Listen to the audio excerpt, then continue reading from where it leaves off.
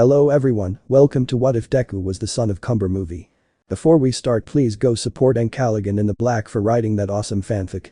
This is the translated version I made. There will be some wrong he or she calling here because it's translated, so let me clear this. Deku is a male in this story. Chapter 1. In the world of Universe 7 there was a saiyan of enormous power, like an evil aura surrounding his body, as he was destroying everything in his path without any mercy, all while two beings of divine power watched this. Whis. Are you sure about this, Mr. Bills? You know very well that it can be dangerous to interfere in this type of matters. Bills. Yes, I'm sure, this is the person we've been looking for all this time. If we do it, the future of our universe will be safe, I have no doubt about that. Whis. If you say so, I don't think I have any other option than this anyway. He said this while the Saiyan was destroying everything in his path until he saw about two people appear in front of him out of nowhere. Cumber. Who are you? It doesn't matter, I will destroy you just the same. The evil Saiyan went against him in order to connect a blow, but was stopped by Bills, who ended up responding with another blow that left him on the floor. Bills. Never attack a god of destruction like that was a very bad idea on your part. Cumber. I think I heard about that, a god of destruction is the strongest in the entire universe. Bills. Yes, I came now for a very important matter regarding you, something that is truly a matter that I must see to. Cumber. What are you talking about? Whis.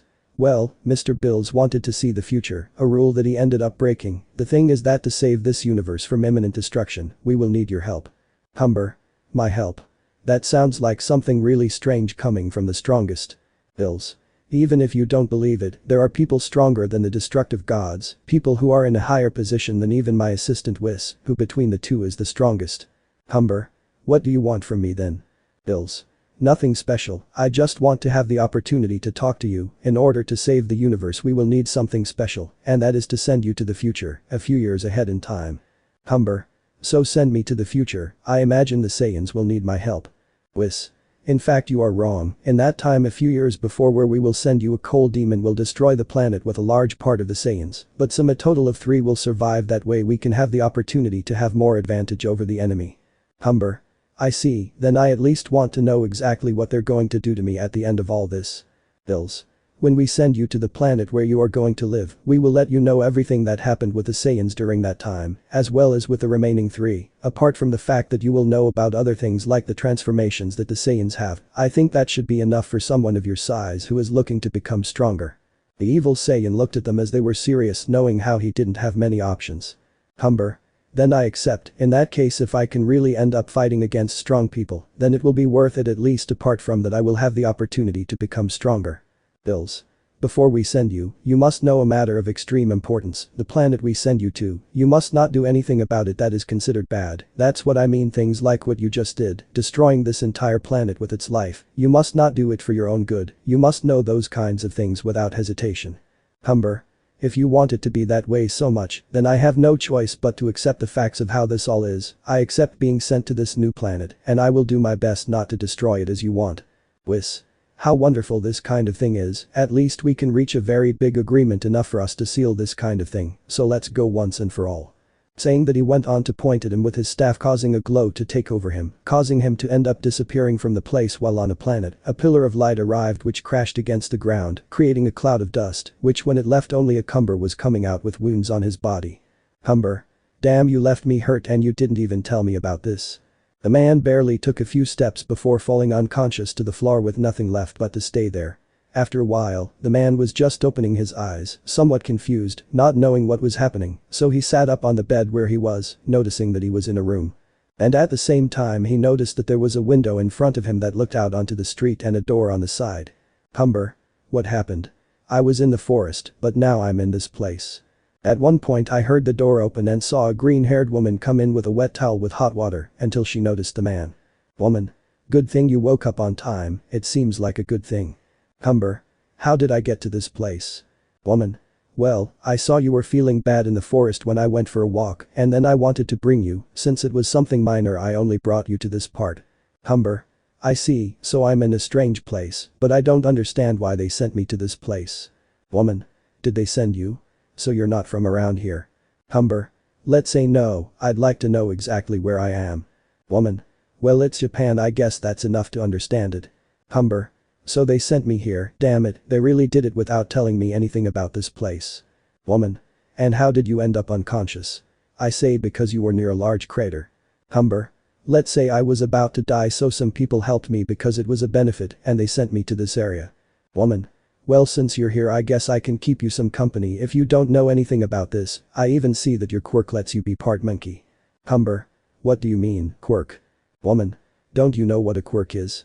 The woman noticed how he shook his head, making her begin to explain things little by little, making him understand the matter, especially how it was the matter of some being quirkless and others not, making him only begin to relax while staring at the area. Cumber. I think I'd better go, I have nothing to do here. Woman. If you want, you can stay a little longer. By the way, I forgot to introduce myself. I'm Inko Midoriya. Nice to meet you. Cumber. My name is Cumber, just Cumber, nothing more than that. Inko. Well, if you want I can prepare some food. I had a party soon, but it was cancelled due to certain things, and since you are not from the area I can show you around later if you want that. Cumber. I don't think I have much to do, so that seems fine to me, but I'll make one thing clear. I don't have parts of a monkey, or not entirely, I'm a saiyan. Inko. A saiyan? That sounds a bit strange. Cumber. We Saiyans are warriors who only dedicate themselves to battles, although almost all of them died a few years ago because of a miserable tyrant. Inko. The things you say are a little strange, but I think these matters sound a little interesting, better come before the food gets cold. Saying that they went down where they saw a huge banquet, making them start eating, where the woman saw how the man devoured everything in his path, making it clear that he was truly hungry before the woman's eyes, who had a slight smile at that same thing. Chapter 2. The days passed since Cumber stayed at Inko's house, where the man only stayed understanding the things that happened, being of the heroes as villains, so that he began to think if he should work as one of the heroes or not. All that left him thinking, although sometimes he noticed how Inko came from shopping, having hurt parts of her arm, confusing him for that, but she denied everything. Now they were eating without having problems in their affairs. Inko. So you're saying that at the end of all this, the Saiyans only spend their time fighting or conquering planets? Cumber. Yes, but almost all of my race was eliminated by a tyrant named Freezer, something bad, but I don't have many things to do, that's what happens. Inko. I see, then that is a bit interesting even though it sounds crazy. Cumber. By the way, I'd like to know about the injured parts of your arm. Inko. It's nothing really, it's just that I had a relationship with someone before and currently he's my ex-boyfriend, he really is a crazy person who won't leave me alone. Cumber. Next time, I better go with you in case he tries to show up again. At one point they heard someone ringing the bell, causing the Saiyan to get up, but Inko got there first. Inko. You don't have to get up, now I see what this is about, let me take care of it. The woman opened the door with a smile, not knowing what was really going to happen, since when she opened the door she saw the person she least wanted to see at that moment, All Might, a man who was currently getting stronger and climbing to the top. All Might. Hey Inko, it seems like you're still doing well. Inko. What are you doing here? I told you that our relationship is over and I don't want to see you. All Might. Please don't say that kind of thing, let's just go back, you know very well that we were a perfect couple, there's no doubt about that. Inko. None of that, now get out before I call the police, you crazy guy. The woman was about to close the door if it weren't for the man who had walked past and forced his way into the house. All Might. I really like coming into this house every time I come, I guess we really have a lot going on between us. Inko. Not at all, now get out before I actually call someone to get you out. The woman was about to go to the phone, but her arm was grabbed by the man's hand forcefully. All Might. You won't call anyone, I thought I made it clear to you that we're not over, you're mine and no one else's, so you're not going to do anything. Inko. Let me go, you're hurting me. All Might. I'm not letting you go until you truly understand what things are like around here. The man in front of everyone was a smile with legs, saving people as if winning the affection of the people, but in secret he was just an abusive with his wife, or rather ex-wife. The man squeezed harder and harder until at one moment his hand was taken by a larger one, being Cumber, who saw how he was grabbing her, deducing things, making her release the woman because of the pain of the force. Cumber. Don't touch her like that, you miserable scum. All Might. Who the hell are you, damn? Cumber. Your worst nightmare, you insignificant miserable insect. All Might. I want you to let me go right now. The man only did so, although he pushed him a little, causing him to move away from such a thing while holding his hand. Cumber. Now go away and don't bother me again. All Might. Damn, you're going to pay for this, you're really going to suffer. Cumber. Really? I don't think you'll do anything about it. All Might just lunged forward to connect with a punch using all his strength on Cumber's face, causing him to barely turn his head, but little by little, he was staring at All Might, even though he had his fist on his cheek, as if it were nothing, scaring the blonde, whose smile disappeared from his face, as he couldn't understand anything. All Might. How is this possible? I'm supposed to be the strongest, I have my quirk on my side, the best of all. But that he ended up receiving a blow to his stomach, causing him to end up kneeling before the Saiyan who stared at him while holding onto the injured part and looking at the man with difficulty. Cumber. Learn one thing, you can't take on a Saiyan no matter what, but you can't do it, now you better get out before I end up destroying you myself with my own hands.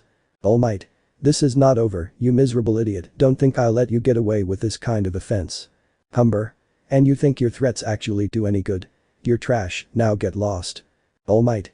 Things won't end this way, listen carefully, we're not done. The man left the house while Cumber went to go with Inko, who saw how he was protecting her despite everything. Cumber. Are you okay? Inko. Yes, thanks for helping me, I really didn't think you were going to get involved. Cumber. In fact, to be honest, you are the first person I truly protect. Normally, I dedicate myself to battles such as damaging others, a skill that I developed over time, and since my attitude doesn't interest anyone, but you were the first person to help me, therefore, I want to do the same. Inko only looked at a part of the Saiyan that she didn't see, he maintained a firm and cold form the whole time, apart from being strong before everyone without any tremor from whoever it was, but it was the first time that she noticed that he left everything aside, as if he was really opening up, causing her to only take him by the cheeks. Surprising the Saiyan who ended up receiving a kiss from Inko herself, who when they separated was only red from that fact. Inko. I think it's time to take a closer look at this Saiyan in front of me. Cumber. What are you talking about? But that the woman just smiled as she stuck her tongue out a little and gave him a wink, all while with one finger she made a circle, and with the other she ran a finger inside that circle, making even Cumber himself turn a little red. Inko. What are you saying? Cumber. Not at all, don't think I'm going to open up a little more because. Before he could continue speaking he was silenced by how his tail was forcefully taken by the green-haired hand, who managed to learn his weakness in a short time to take him away. That same night only noises were heard in a room, so that there was only a great Cumber in bed, with a satisfied Inko on top of him with a smile. 9 months later the Saiyan managed to learn some of the transformations, such as knowing how to achieve them apart from getting a job as a professional hero, beginning to rise even faster in the top than All Might himself, where currently there was a Cumber with his wife giving birth in a hospital. Doctor. Please push as hard as possible. Inko. That's what I do, if we get back to this I swear to kill you Cumber I don't care how. Cumber. Just try to push and if it hurts then you can squeeze my hand. He said this while the woman only squeezed the Saiyan's hand but couldn't do anything to him, surprising the doctors because not a single husband could withstand such strength from his wife. Doctor. Don't you need anything for the pain? Cumber. I don't think so, I can barely feel it squeezing. Doctor. But you're just trying to make him hurt somewhere. Cumber. You can rest assured, I can take hits like All Might's, I don't think this will make a difference. Doctor. If you say so, but if you have any weaknesses I recommend you be careful. Cumber. Huh. The Saiyan stopped feeling the grip of his hand making him notice almost as if in slow motion, his wife's hand was about to touch his tail, all while he had a smile making him try to run, but it was too late, he ended up on the floor while he was feeling his wife's grip on him. Inko. Now you feel the pain that I was feeling during all this among other things because of you. Cumber. Please doctor, finish the delivery. Doctor. Please, we need a stretcher for a new patient we have in this part. Inko. Not at all, do your best not to do it. Doctor. It's okay. Everyone stood still as she began to give birth, carrying the baby only for things to calm down and end up that way, only for both Inko and Cumber to be in the hospital room where the woman held the baby in her arms with a smile. Inko. It's beautiful. Cumber. At least it almost cost me the line and that was worth it. Inko. Now we need to think of a name for him. Cumber. I would like to give him a Saiyan name, but I was thinking of one more yours, I guess Izuku suits him well at least. Inko. So that's going to be his name, Izuku Midoriya is going to be your son's name. The two had a smile as they looked at the baby in their arms, only for a total of 4 years to pass where Cumber reached the number 2 spot in the top, since his bad mood was the only thing that managed to keep him from being in the top 1, and although he was known as the evil Saiyan, some called him the man without limits, since he never used his full power.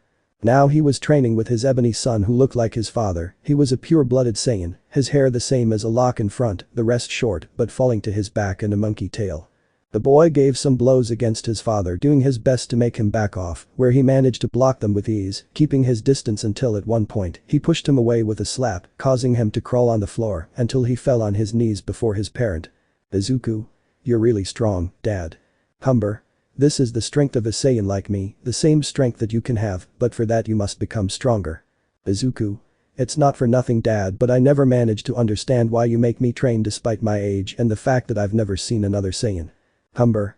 Things will become clearer later. Well, the reason I make you train is because you are a Saiyan. Our race, when they reach a certain age, we dedicate ourselves completely to battles. That means that I can't stop you from training, because sooner or later your Saiyan blood will awaken as it should, and you will really want to train to these levels. Izuku. So this is really going to happen to me. It almost seems like I don't look anything like the other boys my age. Cumber. We are not even equal to the rest, but anyway, we protect them now, and now we can only continue with this kind of thing. Izuku. I guess I have no other choice, so I want to keep training and be as strong as my dad is. Cumber. Well said, son, soon I will teach you how to reach Super Saiyan apart from the use of Kai, that way you will be able to know how things are used. Izuku. Yeah, then let's get started. Before they continued training, they heard one thing that triggered one thing. Inko. Let's eat, come both of you. At that they looked at each other, knowing that one was going to eat more than the other, making them start eating that way, being that they were only trying to do their best to be able to reach the table, where out of shame, Izuku arrived last, seeing how his father was eating a large part of the food. Izuku. Don't eat it all. Cumber. Last one there misses out. But that the young man had no choice but to try to eat as soon as something bad happened. Chapter 3. Years passed since Izuku managed to have a new life in which he only tried to be okay with everything that was happening around him, being that he was currently walking towards UA, the most prestigious academy of all, where he was going to have to do some things in the words of its director. Izuku. Wow, this is really going to be very boring, I don't even know what's going to happen, even though I'd like to train more than anything else. The young man was walking until he was about to trip and was left floating in the air without understanding what was happening until someone made him get better so he would stop floating. Girl. I'm sorry if I use my quirk without your permission. Izuku. Nothing's happening. The young man looked at a brunette while showing her a smile, making her blush slightly as she looked at the boy. He was wearing a yellow shirt with blue pants, black shoes as well as a navy blue long-sleeved jacket, all while holding a backpack. Girl. Are you going to the UA entrance exam? Izuku. I think so in a way, I'm supposed to enter through the entrance, but the director wanted to request my presence through the place. Girl. Well, I hope we'll be partners if I pass this exam. Izuku. In that case, let me introduce myself. I'm Izuku Midoriya. It's a pleasure to meet you. Girl. Likewise, I'm your Raka Achako, I hope we can be good partners. The two began to talk to each other since despite the fact that Izuku got a body like being a pure-blooded Saiyan from his father, he managed to get the tough character and kindness of his mother. The two were talking until they reached a part where they could only try to stay until they separated, while on the other hand, the director of the academy was walking with some students. Nezu. Well, you came in through the entrance, but I imagine you know why I brought you. Setsuna. I honestly don't know. Momo.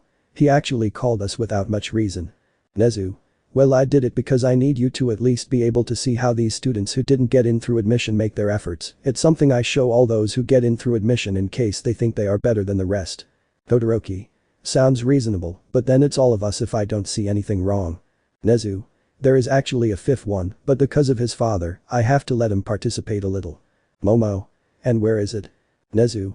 If something bad happens, he'll come in. Then they saw how well present Mick was explaining something. Someone raised their hand, interrupting everything.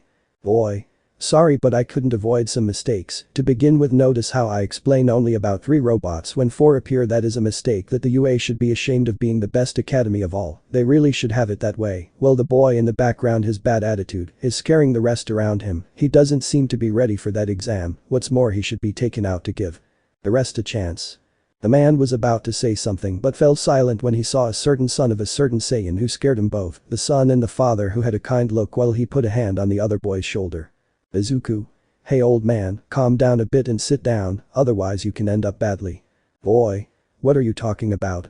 You can't just show up like that in this. Before he finished speaking, from one moment to the next, he was forced to sit in his chair by the force of the young man, who had a kind smile, even though it was beginning to be scary, but he was beginning to let his body be surrounded by the evil Kai, being scary. Izuku. I want you to listen to this carefully, old man. First, the teacher was going to explain about the 4th robot. Second, if that's the way that other boy is, then let him be. You don't know anything about people, whether they're ready or not. What's more, I can say that he's stronger than you, therefore he surpasses you by far. Third, don't interrupt things again, otherwise you'll end up badly. But that he ended up leaving the place, disappearing from everyone's sight so he could continue explaining, only for him to appear in the same room as before where the rest were. Nezu. Not bad, it seems like you have your mother's attitude, but you let out intentions as murderous as your father. Izuku. What can I say, director?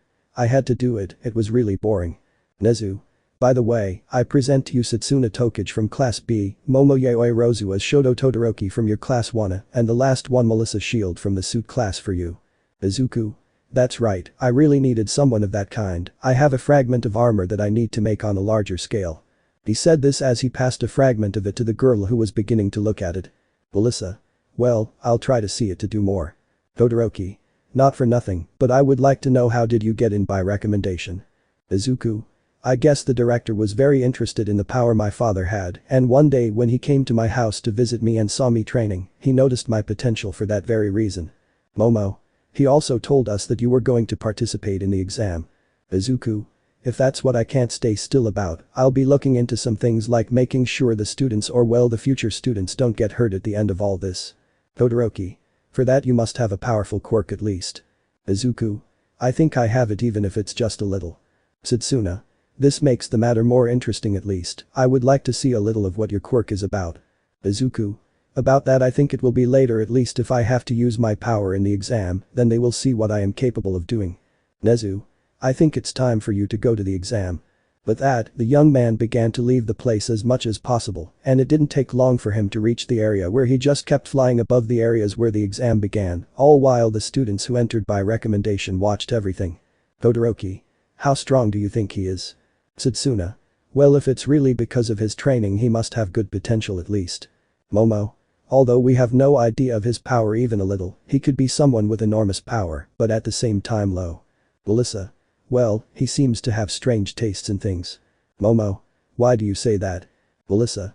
Luckily I have something to analyze the material, and it is very resistant, capable of withstanding many types of impacts, apart from being flexible. I never thought I would see something like this before. Todoroki. Well, before you continue with your own thing, it seems like he's about to do something. They saw how it began to move, going towards the area of the city, where a certain chestnut was among the rubble where the 0-point robot was about to step on it, until out of nowhere Izuku came flying to hit it, knocking it to the ground where it fell on its back, followed by going with the chestnut where he began to remove the rubble. Izuku. Are you okay? Uraraka. Yes, thanks for the help. Izuku. Well, I needed to have a way to return the favor, although I think it's a little different. Uraraka. At least we can leave now before he gets up. Izuku. Yeah, about that, Big Bang. He said this as he extended one of his arms, launching a large amount of Kai towards the enormous robot, eliminating it in the process before the eyes of the girl, who was surprised by such a thing from it that she only remained calm while she stopped the attack to show her a smile. Uraraka. How did you do that? Izuku. It wasn't much, just a little of my power, now we better take you to have that wound seen. The young man took her to Rekover girl, who was in charge of healing her wounds as much as possible, so the young man could only start to leave, but on the way out, he managed to meet a classmate from his previous school, who took him by the back in a hug. Girl. Hi monkey, it seems you're feeling cheerful. Izuku. What are you doing here, Kami? I thought you were taking the exam at another school. Kami. Well, let's say that I stuck to certain details and finished it early, enough time to be able to come since I understood that they brought you to the exam. Izuku. I see that you actually find yourself in these cases quite often, even though it doesn't really seem like it. Kami. Well, I guess right now we can spend a little more time together, at least enough for you to be able to give me some company. Izuku. Well then let's go at once, anyway I don't have much to do at the moment other than wait for classes to arrive. The two began to walk while Cumber just watched them fly back home, where as soon as he arrived he noticed Inko with a smile. Inko. Where have you been? Cumber. I was just trying to check on our son, the principal called him, and that was it. Inko. You still haven't told him anything about the Saiyans if I'm not mistaken. Cumber. Well no, he's not ready to hear yet that his father used to be a murderer who was truly capable of destroying everything in his path, not for nothing was he the evil Super Saiyan. Inko. I know that this type of thing is not easy for you, maybe I only know that you were a very powerful warrior who came from nothing to be able to start doing this type of things, but well, certain things can still be done to avoid more problems. Cumber. I know, but it's not the time yet, maybe later it could be the time, but I need to wait until something better than this happens, because this type of thing is not a simple case, and you know it quite well better than anyone. Since I told you this, it took you longer to process it when I showed you that it was true. Inko. It's true, sometimes that kind of thing really happened, and it was really hard for me to process it, and I can't imagine what could happen if the rest were to find out about this same thing. We just have to wait and think that there is time for this kind of thing. Cumber. I wish it were that way, but I don't know if we have more time for this kind of things, especially when our son is someone who is truly a prodigy, or so I came to think. Since his power grows increasingly greater, I have no idea what point he can reach, to be honest. Inko. We'll know that sooner or later, in the meantime we can keep waiting until the time is right. He said it with a smile. Well, the Saiyan only managed to calm down about it, as he had nothing at that moment but to calm down, while Izuku just walked with a girl who had a smile, but noticed how the young man was distracted without knowing why. Hey, what's wrong? You seem very distracted by all this. Izuku. It's nothing, it just happens that I think my parents are hiding something from me, even my father has been watching us since we left the UA entrance exam. Hey. Well, if they try to hide something from you, you can try to see what it is by going directly to them. Izuku. I think it will be for the best. In the end, I don't know what can happen, to be honest, especially with these types of matters. Hey. That's the way it's talked about now, let's just get on with it. The girl had a smile towards the young man who was the same way as they walked between the two of them together. Chapter 4. Days passed since Izuku was able to try to train as he normally was. Now he found himself walking towards UA, where he remained as always without standing out too much, where he only tried to stay without doing anything else, until he reached a part where he only entered being class 1 and went to the back where he barely noticed one of the people who was taking the exam. Momo. Hi Izuku, it seems like you really got in even though it was by recommendation. Izuku. It's nice to see you again, looks like this is going to be our class after all. Momo. I guess so, I hope it's not a problem, you know, some people take it a little badly. Izuku. Well, as long as they don't cause trouble. At one point they began to hear strange noises that began to confuse them. Lita. Hey, get your feet off the table. Bakugo. What else are you going to do to me? You can't do anything, you idiot. The two were talking to each other where some of the class just looked at them a little but went back to their own thing. Momo. I think we should intervene even a little. Jiru. I think it's for the best, they're very annoying. Izuku. Hey Kaken, it seems that in the end you passed the test. Bakugo. What are you doing here, you bucking idiot? Izuku. I managed to get in through recommendation, it seems like you're really into some pretty serious stuff, although not much. Lita. Wait, so they know each other. Izuku. Yeah, I don't understand what the problem is, he's always been this way, in fact we should leave him alone for a bit. Lita. But having your feet on the table is the same as disrespecting those who made it in this academy. Izuku. Wait a minute, you're the annoying kid I managed to find on the entrance exam, you really don't stop bothering people, I have no doubt about that. Lita. How do you say that? Izuku. I say this because you seem like an idiot who just gives meaningless orders. Lita. But you don't even know me and you call me that meaningless thing. Izuku. I do this because you seem like that to me, until now you have shown nothing but being a living nuisance to everyone. Saying that, the class began to nod their heads, causing the boy to just stand still at that. Bakugo. At least they finally shut him up, he really was a nuisance. Izuku. You're not escaping me either, Bakugo, you're someone who is also always angry. I already told you that you should relax a little. Bakugo. If it weren't for your appearance like mine, I'd say our families had the wrong children. Todoroki. So you know his family? Bakugo. Yeah, I think you look familiar to me, but I don't know where from. Izuku. Well, I think you were Endeavor's son, sometimes when the top 5 are introduced with their families, you simply appear as the youngest son. Bakugo. Great, now I have 2 sons of great people to surpass, and one of them is my rival. Jiru. So if Todoroki and Izuku are children of great heroes, at least we want to know a little about Izuku's. Before he could say anything, they saw the door being opened by a mother caterpillar that was just passing by while crawling. Man. Hello everyone, I'm your teacher Izawa and I know this is sudden, but I need you all to put on your UA sports uniforms right now and head out to the training yard. But that everyone went to change where they just stood outside doing nothing while the teacher stood in front of everyone. Uraka. Not for nothing but we are not doing the opening ceremony for new students or we will miss it. Izawa. We are future heroes, we don't need that kind of thing, you are not going to expect a welcome party when you have to act. Izuku. Sounds pretty reasonable to be honest. Izawa. Now we will do some tests before continuing with all this, each one by one will go to the front doing the tests that I am going to give them. Let's start with you Bakugo, you were first in the entrance exam, therefore I want you to throw this ball inside that circle using your quirk. The boy did as he said and went on to throw the ball, where he was able to easily score a great number of points before the eyes of everyone who was surprised, although others were not. Hiroshima. Then we can use our quirks in the tests he's going to give us, it's going to be great. Mina. Not only that, this is going to be a lot of fun without a doubt. Izawa. How fun and cool, your words are interesting my offspring, but we will make them more interesting, since whoever is last in the positions will be expelled. In this way they began to do the tests by words of the teacher who looked at the students as their quirks as possible as they all advanced being. Bakugo explosions based on his sweat and that his quirk concentrates generating great powers. Todoroki half fire and half ice can use any of the two elements he has in his body. Momo can create things based on her body, as long as she knows what they are made of. Uraraka is capable of removing gravity from everything she manages to touch with her hands. Sayu has frog capabilities making her have skills above the rest. Aoyama is capable of generating a laser from his navel, but cannot maintain it. Haminari is capable of generating a large amount of electricity but cannot do much. Toru is totally invisible throughout his body avoiding being seen. Ejiro has a tail that gives him hand-to-hand combat capabilities. Shoji can create limbs from his arms, be it a mouth, ears, among other things. Vegeta can launch spheres from his head which are sticky each one of them. Mina is capable of creating acid from her body to be able to have more advantage over the rest. Koda can talk to the animals in his environment so that they are able to help him. Gear's ears have the ability to connect to any environment to listen to his surroundings or harm. Tokoyami is capable of generating an entity from within himself called Dark Shadow that grows stronger with darkness. Hiroshima can harden his body like a rock, although he cannot maintain it all the time. Sato can become stronger by consuming sugar to increase his muscles. Zero is capable of creating tape based on his elbows with which he can move like attacking or trapping the enemy. Lita has motors in her legs being capable of having enormous speed.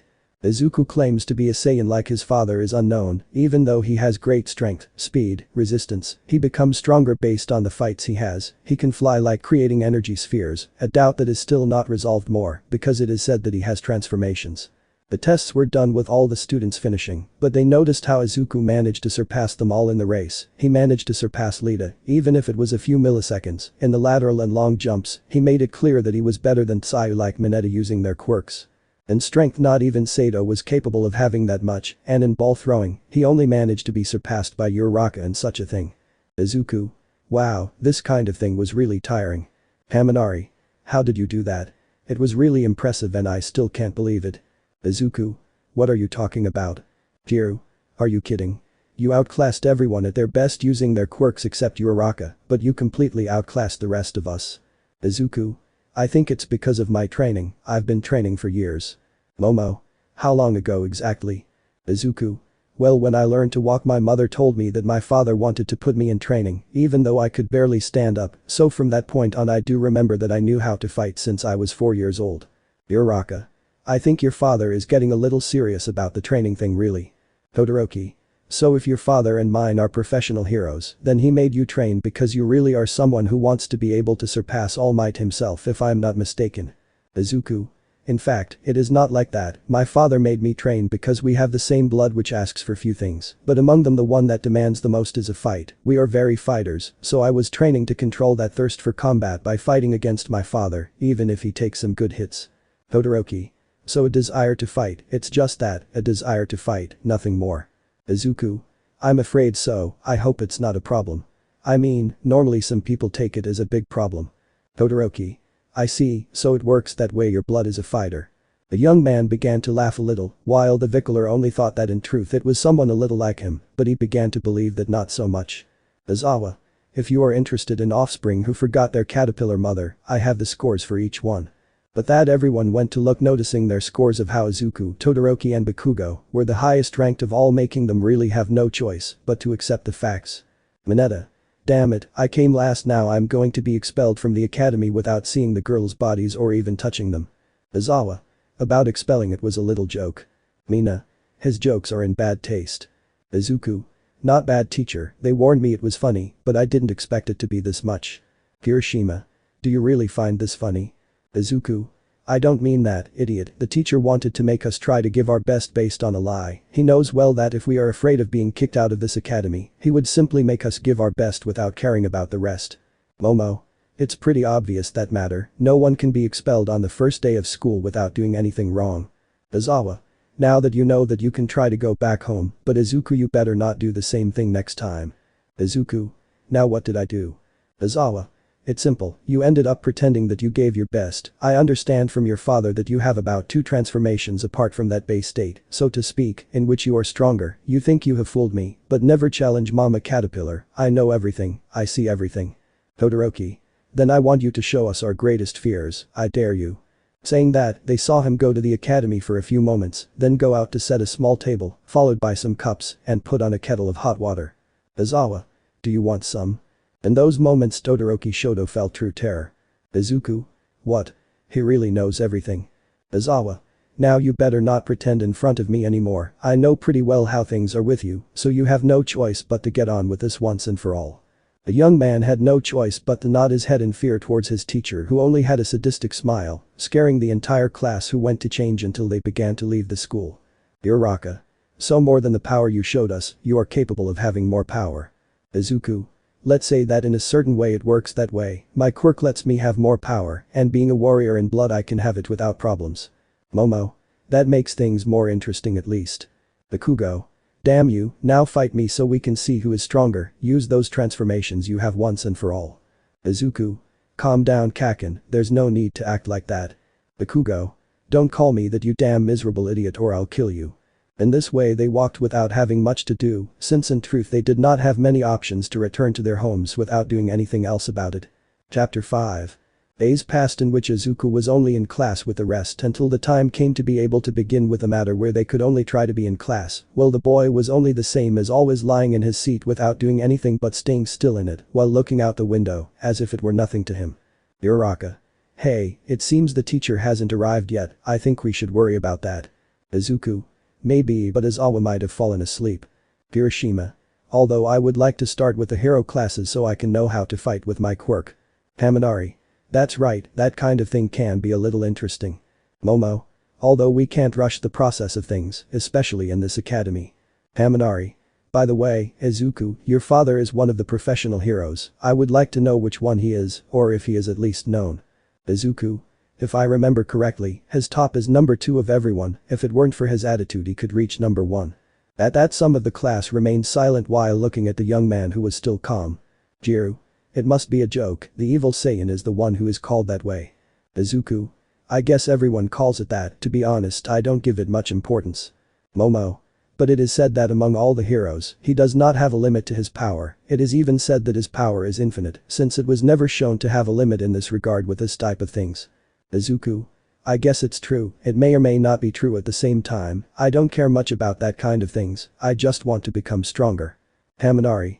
You can't be kidding, he seems to be in a bad mood all the time, even worse than Endeavor, and if it weren't for adults, he's someone who isn't interested in many things. Izuku. Let's say it is that way. The others were about to continue asking if it weren't for the fact that Izuku himself was beginning to feel that someone strong was approaching, as a certain blonde entered in a strange way. All Might. Hello everyone, you are going to have hero classes with me, so I need you to put on the hero costumes that you asked UA to make for you. He said this as he began to pull some sort of box out of the wall, causing everyone to start getting changed, quite excited about that. Hiroshima. I can't believe that we can actually have the chance to be trained by All Might, it really is something impressive. Haminari. That's true, I never thought All Might was our teacher in the first place. Izuku. It's not a big deal, it's just another person. You can try to calm down. Mineta. Guys, you should come. There's a hole in the wall to see the girls. You should come right now. Saying that, the dwarf was about to go but was taken by his leg to be lifted by the same Saiyan who stared at him somewhat annoyed. Izuku. You better behave when you meet me or you'll end up with some destroyed bones. Mineta. It's okay, there's no need for you to act like that. The young man went on to throw him somewhere else where he collided with the lockers only for him to walk away from the place like the rest. When they came out, they all had the same outfits except Izuku, who had a black short-sleeved shirt like shorts, black fabrics on his forearms and legs from the knee down, blue armor that left his biceps, shoulders, and stomach pit exposed from his knees up to his waist, where his boots had silver tips like part of his belt having a circle in that shape. Hiroshima. What's with that suit? Izuku. Well, my father told me that this was a suit similar to the one he once used, so he gave me something he had, and I made a replica with similar materials. It wasn't a simple thing. Uraraka.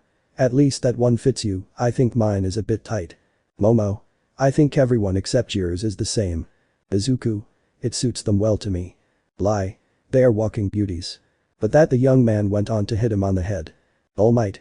Students listen, now I will tell you about the subject of the test, 2 versus 2 battles villains against heroes. The villains will leave a bomb inside the building, where if it reaches 0, then they win. The same happens if they defeat all the heroes, well the same heroes if they manage to touch the bomb they will be able to win.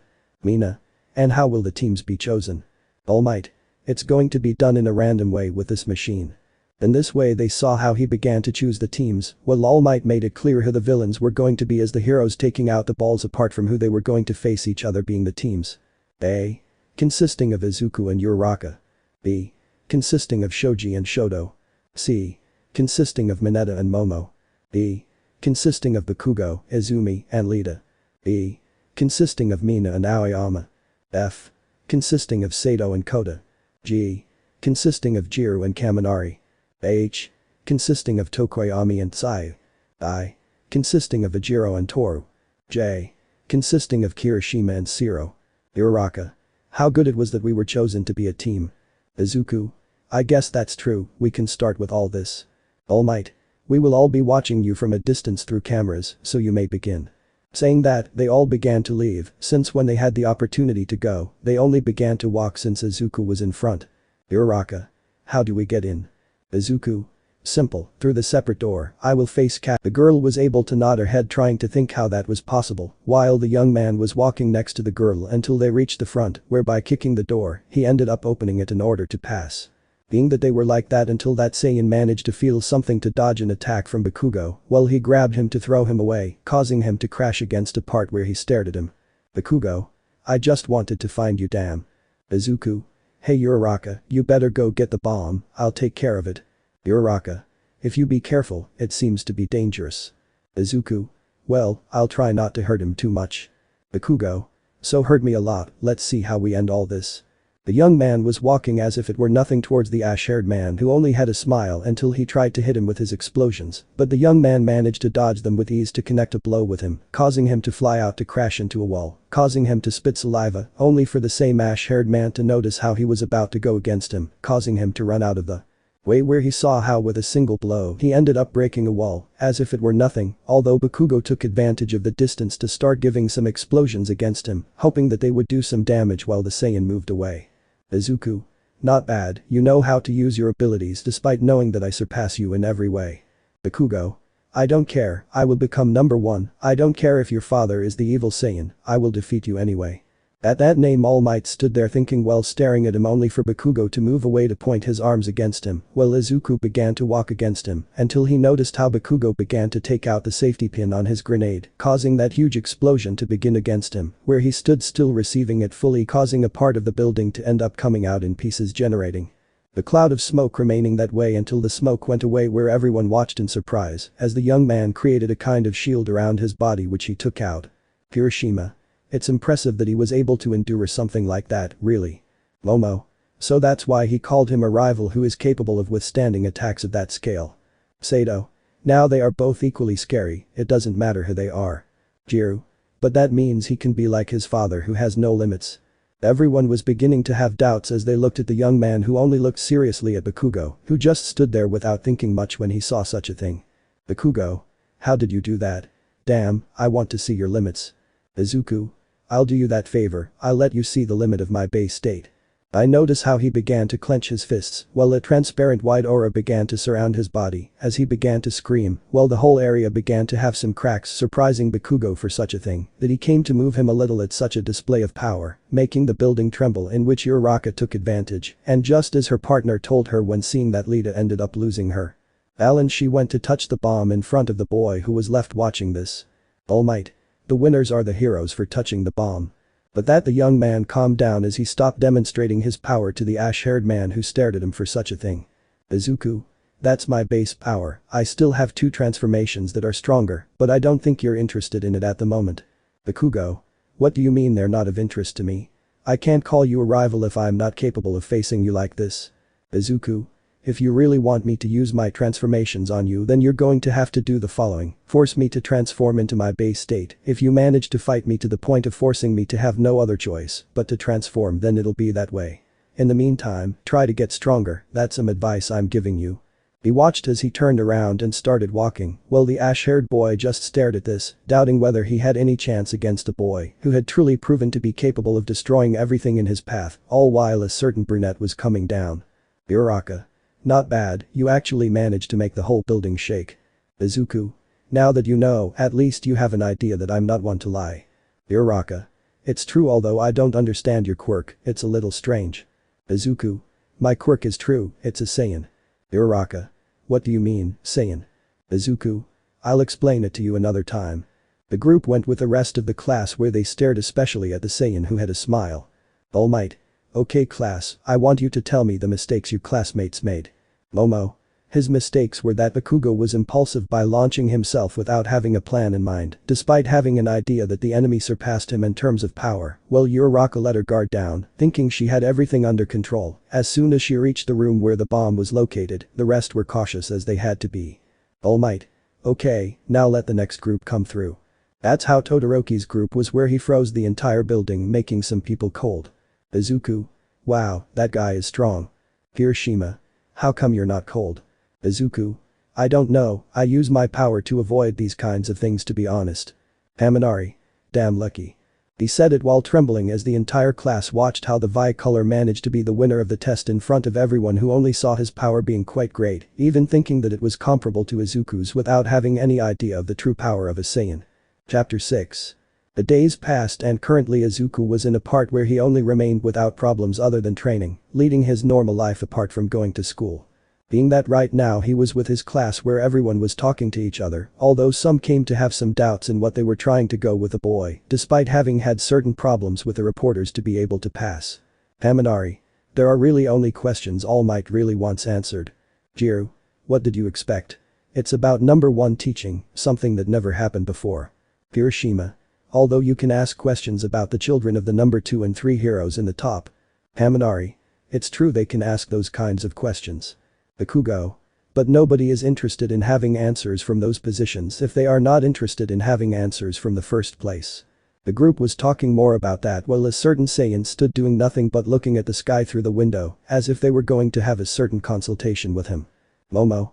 Not for nothing, but we noticed that you are really quite strong. Izuku. Yeah, I don't understand why they're so impressed by such a small thing. Uraraka. Well, we want to know about your quirk. It seems a little strange, to be honest, overall it doesn't make much sense. Izuku. Well, that's not a big deal, it's just a detail of what the Saiyans are capable of, it's not a big deal. Uraraka. I think it would help if you explained a few of the details. Izuku. Well, about that I can tell you that. Before he could continue talking about something that caught the attention of the entire class, they heard how Mama Caterpillar came in, interrupting things as she simply stood in front of everyone. Izawa. Before you go on with your business, I have an important announcement to make. Mina. But one of our colleagues was going to tell us something important. Izawa. I don't care, I'm your caterpillar mother and you're going to listen to me if you don't want to end up punished. Now you're going to have to choose a president for the class. I don't care how or what happens, you have to choose a president as soon as possible if you don't want to end up badly. But that he went to sleep while the entire class just looked at each other, so they started yelling while giving reasons why they should be the class presidents in front of everyone, since they were actually quite annoying to Izuku, who just looked at them. Bakugo. It must be me, not a single extra deserves to be the president of this class. Hiroshima. We need the most manly man on this side if we really want to have a good president. Mina. I say they can elect me, that way we'll have parties all the time. Mineta. No, it has to be me. At least I'll make the girl's skirt shorter. Everyone shouted, giving their reasons, while Izuku just leaned back in his seat while giving a sigh at such a thing. Izuku. They really like to stir up trouble like this, they don't know how to do anything better. Momo. In exchange for having a better idea for doing this kind of things. Izuku. In fact, if we do it by votes, maybe we can get a little peace, even if it's just for a few moments. Uraraka. But we don't know how we can reassure them. Izuku. I don't care as long as they don't make such a big deal, everything can end well on my own, being honest. The young man just watched things as they happened until, just like the original story, Lita ended up interrupting, giving the same speech as before so that they would start voting, making it so that just as everything happened, Izuku was the president and Momo saw her as president, leaving it that way so that everyone had no choice but to accept it. Bakugo. Who the hell elected that bastard as president? Izuku. Your companions. Bakugo. You miserable idiot, I won't let you beat me. Momo. I think that rather than putting up a fight you should at least give a speech to the whole class. Izuku. It's true, I almost forgot about that. Well, I can only say that I will do my best to be a good president. I don't promise anything because I don't know if I will fulfill it. If you have problems or something you can simply talk to me and I will see how I can fix it, whether internal or external. Izawa. Well, since you're done talking, go eat because I want to sleep. Izuku. But he fell asleep a few moments ago. Izawa. Try to fall asleep with all the kids screaming like crazy. Izuku. Tall, well, it would be better if we went and got something to eat before something else happens. The class began to leave the place where they were just beginning to be able to try to make sure of things, and some of them stared at him as if the boy was alone with a food cart, devouring everything in his path without any mercy. Hiroshima. I think he really eats too much. Momo. I don't know if I can really eat all that. Haminari. How does he get so into it? Izuku. My metabolism is much faster than yours, that's why I'm eating too much. Uraraka. And why do you eat too much? Izuku. I really need my energy for battles, and all this is not enough, that's why I try to eat enough to have the strength to fight, and my training is not easy at all, not with the things I have. Haminari. By the way, you were about to tell us something about your quirk if I remember correctly. Izuku. It's true, now that I remember, Saiyan is like being a warrior by nature, since you only want to have the opportunity to be able to fight as much as possible to become stronger, we can use the energy to be able to fly and use it as a shield or attack. We have great brute force as speed apart from if we become seriously injured in battle, when our wounds heal our power will increase much more than before, it is a rule that is in my quirk or so my father explained to me. Hiroshima. That's why he becomes so strong, if he gets hurt in battle he becomes stronger. Izuku. It doesn't exactly work that way, for him to truly have a plus that increases his power enormously, he must be injured in such a way that he is close to death, there is no other choice, in exchange if they are minor injuries they are useless. Sato. It really is something impressive that form of a Saiyan, although it seems that in truth you are only one or well if we take your father out of all this. At one point he began to feel an extra weight on his body, so he could see behind him where Mei was with a smile, while showing him some things. Mei. You should have told me that these objects are really impressive, I never thought I would have a replica of such a good material. Izuku. Well, at least it helps to have given you a fragment. Mei. I hope you don't mind if I use it on my babies before they explode. Izuku. I have no problems, you must know those details well. Mei. That's good. The girl had a smile as she just stood with her arms up until at one point the young man came to grab her and crouch down next to her, preventing a flying present mic from hitting her, which only hit the wall and became embedded in it. Momo. Where did that flying present mic come from? Izuku. I already imagined and had suspicions, I could feel his power although very slight, so I partly ruled out this guy, but it seems that he spoke very loudly to my father. But that they looked at a Cumber who was looking angry as if it were nothing. Cumber. I told you not to yell at me like that, flying singer. Izuku. Hey, be more careful, you almost gave me a student. Cumber. What the hell are you doing at that table? You must be training. Izuku. Fine, force me. Cumber. Don't you see? Nezu. You better shut your mouths and get out. Cumber. Izuku. Shut your mouth. The students watched as the boy finally had a side similar to his father without a doubt.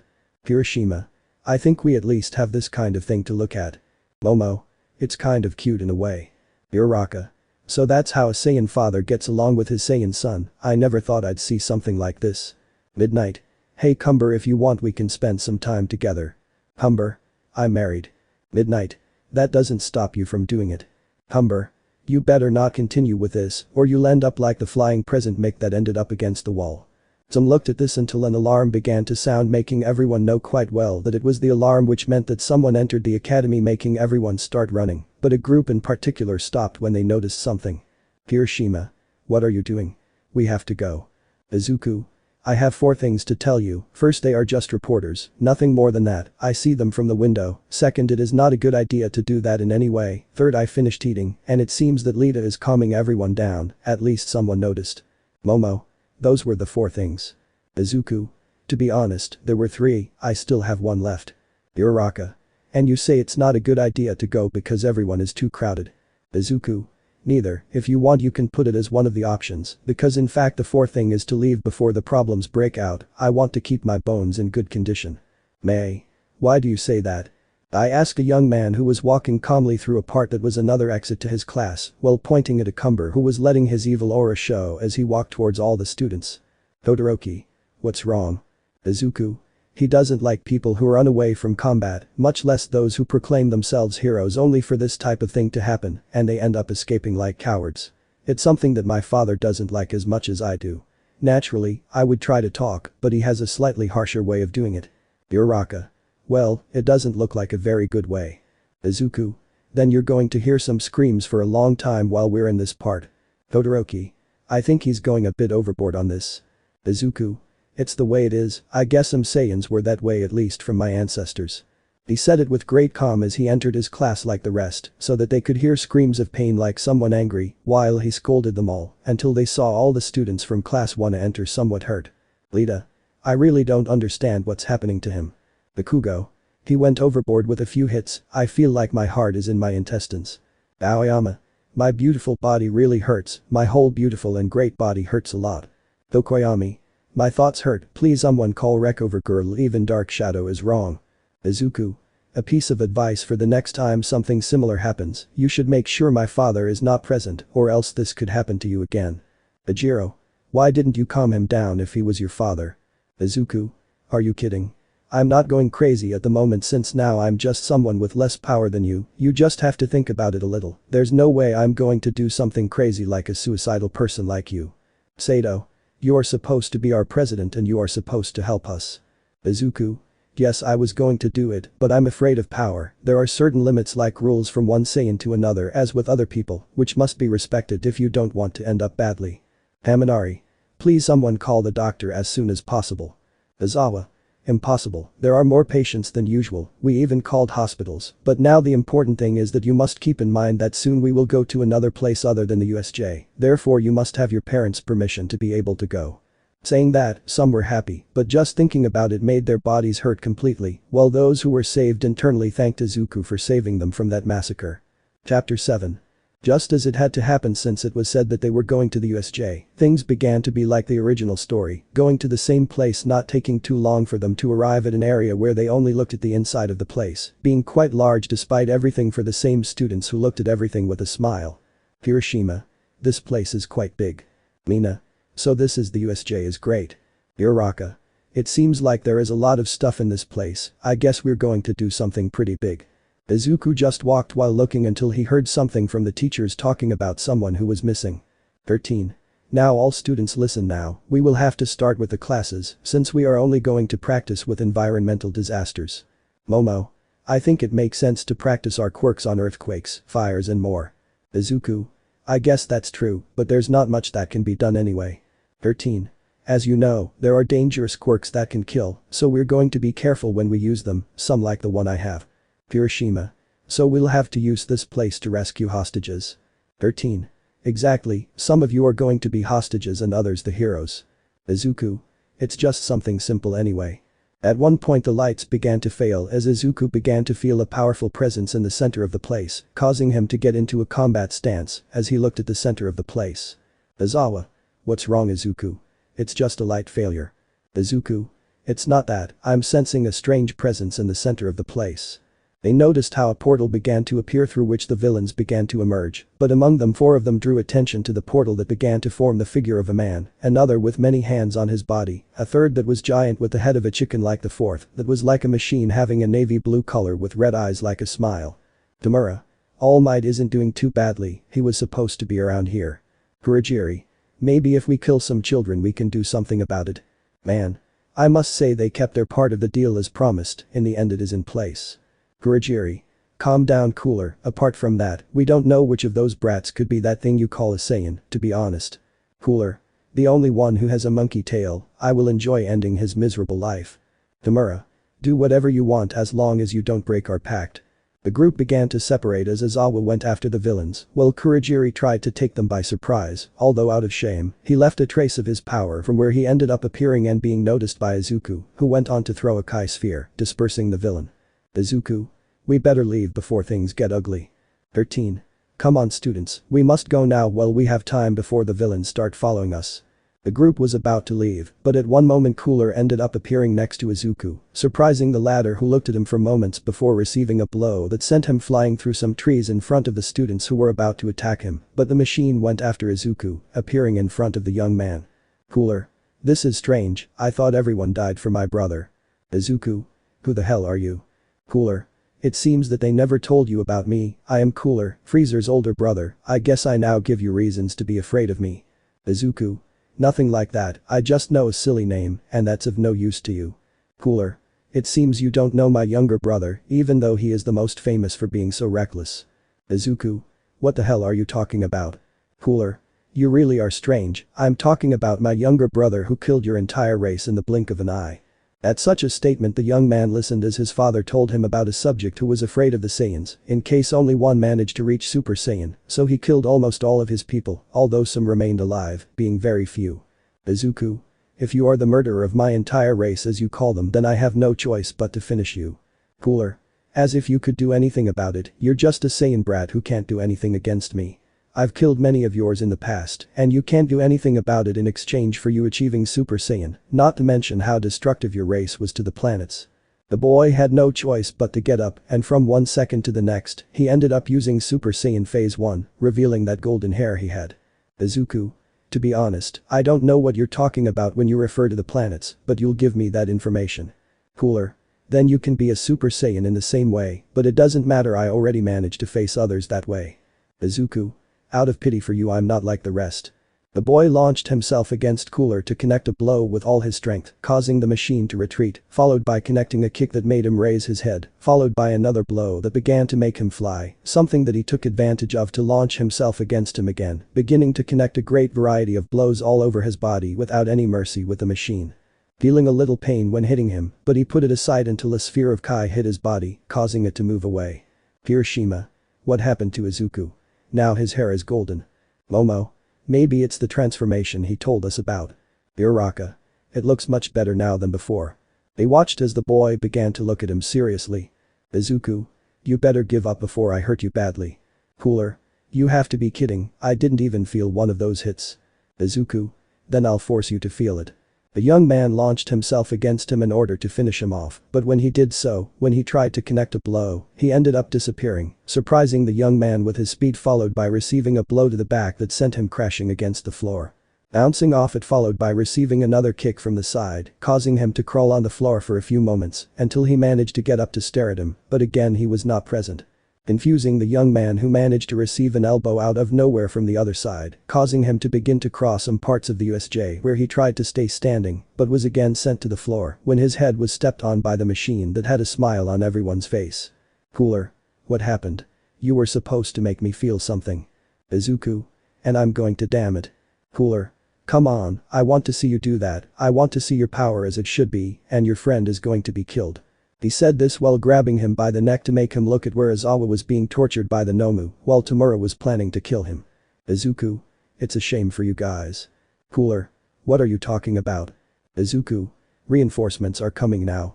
At one point they saw how the doors were destroyed by All Might, who was angry, taking Cooler's interest because that person was shown to be dead, although he could not continue when he felt an increase in power in his hand, so that he would move away and release an Izuku in Super Saiyan Phase 2, who only turned to look at him. Cooler. Interesting, it seems to be a part of the Super Saiyan that I couldn't see. Izuku. Meet Super Saiyan Phase 2, with this I will destroy you, damn it. Cooler. With that Phase 2, let's see how long you last. The young man launched himself against him in order to finish him off by giving a blow that sent him crashing into some rocks, being able to follow him, but not enough only for him to launch himself again against Izuku, who did the same thing, colliding at the same time with their fists, only for them to end up separating, and there began to be two auras in the sky. One golden and one light blue that collided with each other, being that they maintained the clashes in that way where they only tried to do everything possible so that one would beat the other.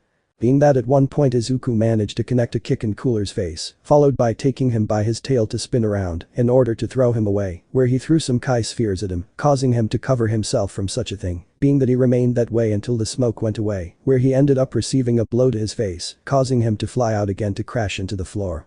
When he got up he noticed how that golden flash was going directly towards him, where he prepared to crash into him, being that as soon as they did, they kept a few moments until Izuku managed to pass while at the same time he ripped off Cooler's arm, causing him to fall to the ground. All Might. Looks like you're left without an ally. Tamura. Impossible, not even the master achieved such a thing, although he did not use his full power. All Might. So, master, you have a superior. Izuku. The important thing is that now we can fight them. Kurogiri. It's sad for you all that it's not finished. Hearing that he could follow a noise of someone getting up to see how it was Cooler who regenerated his arm to stare at them. Cooler. I could feel that. Izuku. Damn, that machine can do that. Cooler. And I can do more, like make you feel real pain. Izuku. We'll be able to see that later when one of the two ends up on the destroyed floor. Cooler. Well, I warn you, it's not going to be me. He had a smile as the boy got into a battle pose only for it to disappear, followed by reappearing next to him, connecting a blow directly to his face, causing him to fly away, something he took advantage of to continue his attack on the young man from different parts, sending him from one side to the other until he stopped him with a knee to the chest, causing him to spit blood where he was sent. Crashing into a wall, creating a cloud of dust that lasted a few moments until he left, leaving Izuku in bad condition who barely stayed standing, although things got worse when a laser ended up hitting his right shoulder, followed by another and more rays all over his body, causing him to back away until he crashed into the wall, screaming in pain before the eyes of everyone who were surprised by such a destructive act of that machine. Even the villains came to call it a demon, not being so far from the matter of its true origin, where it advanced while torturing him, and when All Might wanted to intervene, he was taken by the Nomu who attacked his wound. All Might. Let me go, you disgusting filthy creature. Tamura. I'm afraid that's not going to happen, idiot. Now you're going to see with your own eyes how your student is going to be killed by him. All Might. Damn it, I can't let that happen. The young man tried to free himself, but the creature was much stronger since he was close to his time limit, and even more so if they attacked his largest wound, making it clear that not even All Might himself was capable of doing anything about it before the eyes of all the students who were worried about their companion who was in his base state, while Cooler just happened to step on him, making them scream in pain throughout the area, giving heartbreaking screams in front of the villains who were almost horrified. Even Tamura accepted that he was worse than him and his teacher together. Cooler. That's it, give me music for my ears, let everyone hear this music. He said this while only having his disgusting smile while he stomped harder on the young man more and more mercilessly, making things clear as they were. Chapter 8. The young man was on the floor screaming in pain before everyone's eyes, some of whom didn't want to see any more, while others just wanted to go as far as possible with the young man as their companions, but they had the villains in front of them until they noticed how it was no longer possible since he was only unconscious before everyone's eyes. Cooler. Too bad my new toy is dead, I guess I better get rid of it once and for all. He said this as he began to create a Kai sphere in his hands with clear intentions of killing him. All Might. Don't make him miserable, come and fight me. Hiroshima. Izuku, bro, wake up already. Bakugo. Damn idiot, try to do something about it, wake up before I kill you. Momo. Please get out of that place, Izuku, do it. Uraraka. Don't do it, don't kill him. The villain looked on with a smile while on the other hand, Cumber looked at everything from the roof of a house to begin to feel something and turn around. Cumber. This power, this presence is like that time, like that guy, but in a completely lesser state, which means I have to go as soon as possible. The older Saiyan began to leave, while in the area Cooler was about to end the life of the younger Saiyan until he managed to open his eyes, creating a kind of pillar of light before everyone's eyes, managing to make the metallic demon move away, watching as the young man managed to get up without problems, while the pillar ended up breaking the roof of the place so that he ended up opening his eyes, revealing his now silver eyes. Cooler. What just happened to you?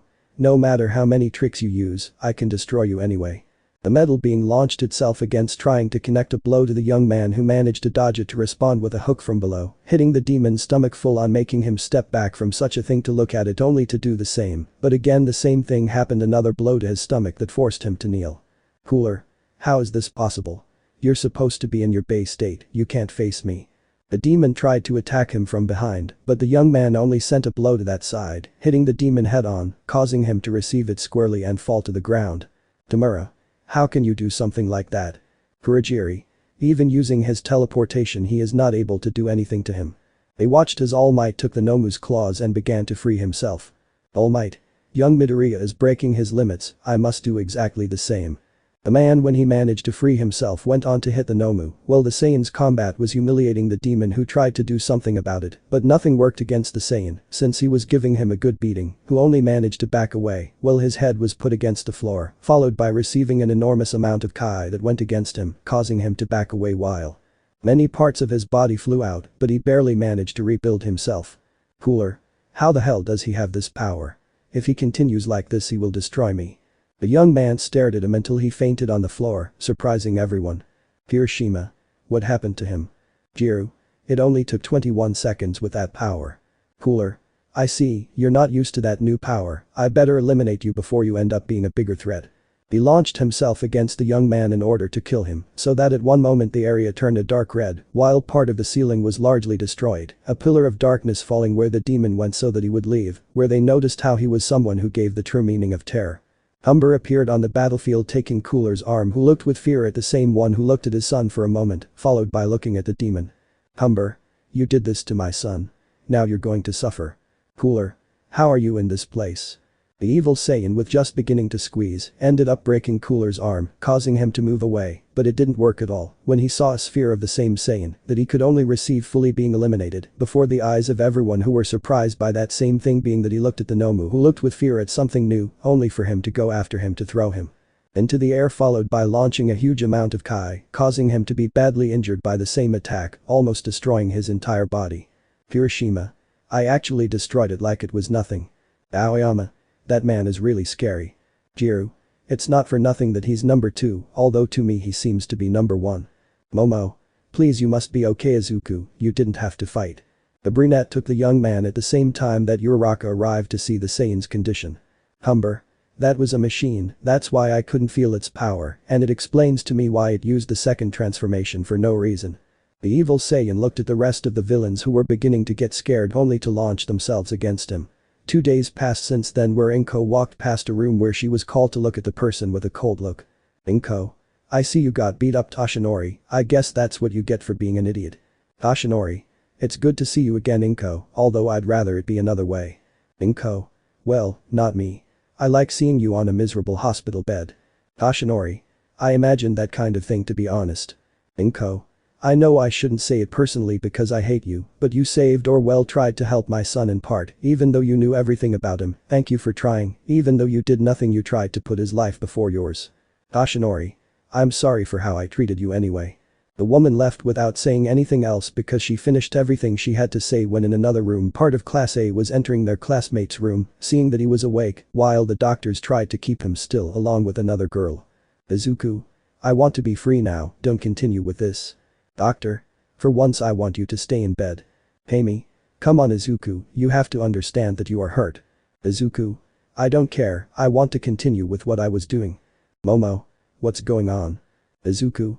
They want to kill me. Doctor. Stop lying or we'll give you a sedative. Doctor. I imagine they are your colleagues. It turns out that when we returned from the room we found your colleague doing one-handed push-ups on the floor in his current condition. Saying that, they saw how they ended up tying him up with leather straps. Doctor. I hope that helps you in some way. Izuku. You won't bore me to death. Pay me. You're really causing trouble, stop doing that kind of thing or you'll end up badly. May. And who are you? Pay me. It's a pleasure, I'm Kami Utsushimi, Izuku's friend, we met in high school when he helped me with some things, and since then I haven't left him alone. She said this while hugging the young man who was in pain in front of the girl's gaze, a certain brunette, a certain dark-haired girl, and a certain pink-haired girl who became jealous to see such an act of hers. Momo. He is injured, it is better that you let him go. Amy. Come on, it's a little affection. Mineta. I envy Izuku, I really wish I had gone through the same thing. He said this while watching how he was being suffocated, but not by a pillow, since the girl was inadvertently using her own breasts, and at one point she left him alone, so he could breathe without noticing this, but noticing possible rivals in front of him. Everything was seen from the living room by the young man's parents, who had a smile on their faces for that very reason. Cumber. He's really in trouble. Inko. My baby is growing. Cumber. I still remember the time when we had the chance to have the same thing happen to me. I had the opportunity to stay with you as with Mitsuki, since both of them wanted to be with me. Inko. Yes, but if you had done that, I would have cut off what makes you a man. But that the Saiyan looked at her for moments followed by looking at a certain important part to use his tail to protect that very thing he treasured most at that moment. Cumber. I think it's best if I just get it over with. Inko. What are you talking about? Cumber. An old acquaintance brought me a present and gave it to me as soon as the attack on the USJ was over. He said this as he just went to take out a brown bag which inside had some green seeds which had certain healing powers, while on the other side of the universe, there were some Saiyans beginning to rest from their training, while their master had a smile. Whis. They didn't do badly, they're feeling better every time. Goku. I don't mean to bother you at all, but 2 days ago you left in the middle of training without telling us anything about it. You didn't even let us know what happened when you came back. Bills. Now that you mention it, you didn't tell me either, Whis, although I let it slide. Whis. Well, it happens that Mr. Bills and I sent a person a long time ago to another planet similar to Earth, but its technology is less advanced, they don't have dinosaurs, but the people have something called a quirk, which are powers that Earthlings from that second Earth develop. Vegeta. But you didn't leave in such a hurry just because of that without saying that you sent a person like Bills to that planet for some reasons that we don't know now. Whis. Well, it happened that I could feel that someone from that planet managed to activate the Ultra Instinct at least for 21 seconds, the bad thing is that he fell unconscious. But that he managed to make his god of destruction get up from his seat for such a thing. Bills. Don't tell me Cumber achieved such a thing, I never thought he was capable of doing that with that attitude he has. Whis. In fact, he had a son of his own pure blood with a woman, it seems that this boy managed to grow up healthy, therefore he is fine, and he was the one who managed to activate it, something that even surprised me. Vegeta. Who is this Cumber? From the sound of it, he seems like someone important, especially if they say that his son is completely by blood from the same race. Whis. I have no choice, they caught me red-handed like Mr. Bills, more than 16 years ago we sent a pure-blooded Saiyan to that planet, he was someone quite strong, I can even say that he is capable of making you two have to use a large part of your power. But that he ended up surprising the Saiyans who looked at their teacher for such a thing he said. Goku. Really? I want to meet them, I really want to see that Saiyan you're talking about, just like his son. Whis. Unfortunately it's not very simple, we don't know what he is like right now because we really have no idea about him. Vegeta. Why do they say that? Whis.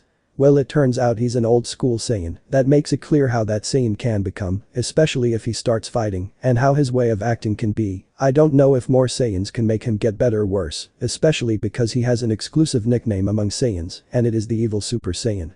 Vegeta. What? Evil Super Saiyan, it's the first time I've heard that although I had Broly in mind from the beginning. He said this as he began to get thoughtful knowing about the existence of a Saiyan of such power, especially since he managed to have a pure-blooded Saiyan son unlike him like Goku, since his sons came out half human and half Saiyan, a different thing from the result that was presented before them. Chapter 9. Days passed since Izuku managed to begin to heal his wounds, especially when his father gave him a seed that was somewhat strange to him, and he couldn't understand what had just happened when they gave it to him. Now he was faced with some special things, being the matter of preparing everything for the sports festival. Izuku. I'm really excited, I can't wait until we can start fighting. Momo. I don't think that kind of thing is a good idea, you know your body is quite hurt. Izuku. I actually feel a lot better now than before. Uraraka. But I can't understand what happened when that machine tried to kill you, you were close to dying if it weren't for doing that strange thing. Izuku. I don't know what you're talking about, the last thing I remember was when he rebuilt his arm to beat me up, nothing more than that, and when my Super Saiyan phase 2 left, everything became blurry to me. Hiroshima. So you don't remember anything about how you really hurt that machine pretty bad. Izuku. I don't really remember anything, to be honest. Todoroki. Hey Midoriya, I have something to tell you and it's very important that you hear it. Izuku. If I can hear you, I have no problems. Todoroki. As you know, my father is number 3, well yours took his place shortly after as if it were nothing to him, that's why I want to ask you one thing, or better yet, not ask you, but warn you that in this sports festival, I will surpass you no matter how, but I will do it. The young man stared at him at such a declaration of the Vi color, while the rest watched as he declared war on him, being that he only showed him a smile. Izuku. Then I can't wait for us to start even more than before. Seriously, if you challenge me like that, I'm not going to let you win however you want. He saw how he stretched out his hand, making it clear that he wanted to seal things once and for all, only for him to do the same by shaking his hands in order to finish things, so that the boy would walk away, so that Bakugo would begin to complain, because they didn't declare war on him in the same way. Momo. Are you sure about that? You barely recovered from your previous fight. Izuku. I know it well, but I still want it to be this way because it will make things interesting. Hiroshima. But Todoroki really is someone strong even if he doesn't seem like it. Izuku. I know, but since I was able to leave the hospital and heal all my wounds, I became stronger. Remember that it is an ability of the Saiyans or will of my father in me, since from what I understand there are no more Saiyans. He said this as things just started to happen like the original story, where Bakugo said the same thing, so that the obstacle course issue could begin to be explained just so they could go prepare. Present Mick. How exciting indeed that the students were left doing nothing but waiting for them to be able to leave. This is really a very important matter for all of us. Aizawa. It's actually important to everyone completely if I'm honest. Present Mick. By the way, Aizawa, you were able to see your students all the time, like their abilities. I would like to know who could be the strongest. Aizawa. I really don't know, until there is a fight we don't know. They saw how things began to sound like Todoroki created a large wall of ice, causing everyone to begin to have difficulties in being able to pass, except those from the original story in which they could only stay that way. Uraraka. Come on Izuku, we have to move forward before we fall behind everyone. Izuku. You can go ahead, I'll be there in a few moments, you guys can do it if you want to get a little head start. The chestnut could only stand by and do nothing about it, except move forward while the students tried to advance as much as possible. Todoroki. How strange, Izuku has enormous power, but he was not one of the first to come out like the rest, it seems that he is planning something. The Vickler at one point stopped to watch Mineta advance using his spheres, having a smile for this very reason. Mineta. Now I'll be in first place, I'll surpass you all. The dwarf could not continue for much longer because he ended up colliding with a piece of metal, being a robot with 0 points in that entrance test, before everyone's eyes. Todoroki. So these are going to be some of the things they were planning on using. Bakugo. Don't think this will stop me, you pieces of junk. Present Mick. How interesting, let's see how they managed to get through the 0-point robots. This is getting exciting, like my partner with his smile of joy. Aizawa. If you jump with that nonsense again I swear I'll destroy you. Present Mick. Come on, I just make things more exciting for the stadium that watches this kind of stuff. Aizawa. I'm not interested. He said this as they watched how the group could only keep running until they managed to reach an area where the Vi-color stopped when seeing a direct fall, having only to pass some stone pillars like a rope or stick that was near this same one, being that he only gave a slight glance upwards. Todoroki. I thought they were going to try a little harder to be able to do this type of things at least, although I can't be too confident since the rest are following my lead. Saying that he looked behind him where the rest of the students were. Bakugo. I won't let that idiot surpass me like that. Lita. Don't say bad words, Bakugo, you must behave now that we represent the UA. Bakugo. Close your mouth, 4 eyes. Mineta. I have to win, that's the only way I'll get girls. Hiroshima. Stop dreaming like that. He said this as the dwarf became discouraged. Present Mick. Without a doubt, students are representing the great internal potential they have. Aizawa. Yes, but I think one person is missing. Present Mick. I'm being informed that someone is still in the matchmaking encounter. At that the screen showed a Midnight who was going directly towards a thoughtful Izuku, as if she had something important on her mind. Midnight. Student, what's going on? Izuku. I have a very important doubt to resolve now, maybe you can help me. Midnight. Me? Well, I hear your doubt. Izuku.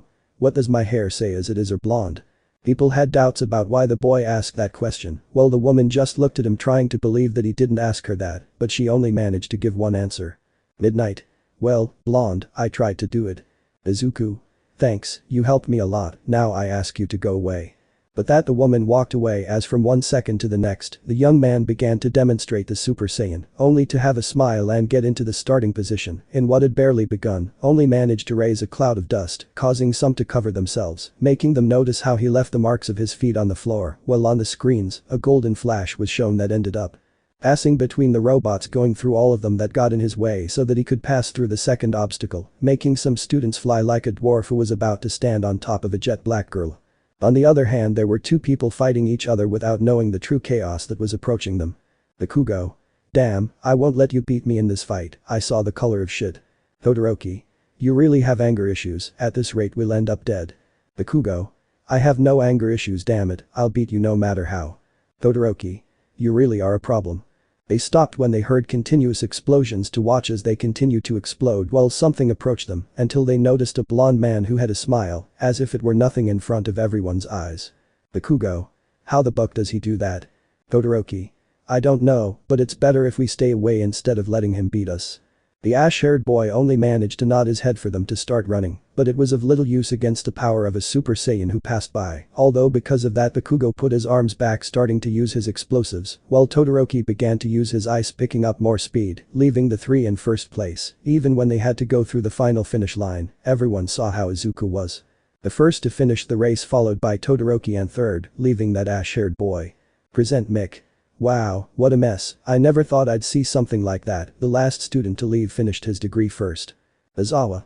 I think it was expected, in the tests he was the fastest of all. Present Mick. But what was that? He turned blonde. Aizawa. I don't really understand it, but what I know is a transformation called Super Saiyan, nothing more than that, only his father can tell us about the rest.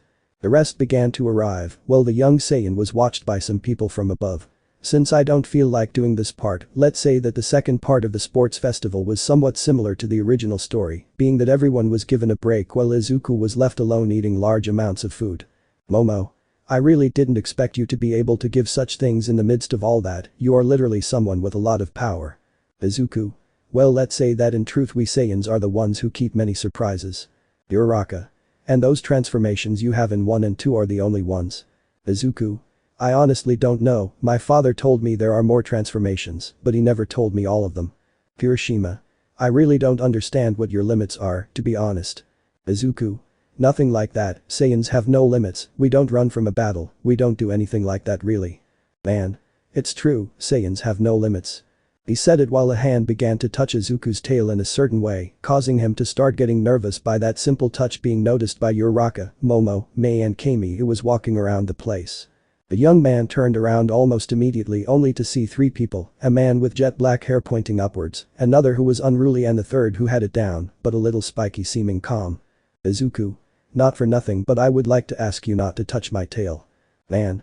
Nice to meet you, my name is Son Goku, this is Vegeta and Broly, I guess it wouldn't be a bad idea to meet you. Izuku. Why do they say that? Vegeta. Not for nothing, this idiot insect doesn't know how to close his mouth properly. Goku.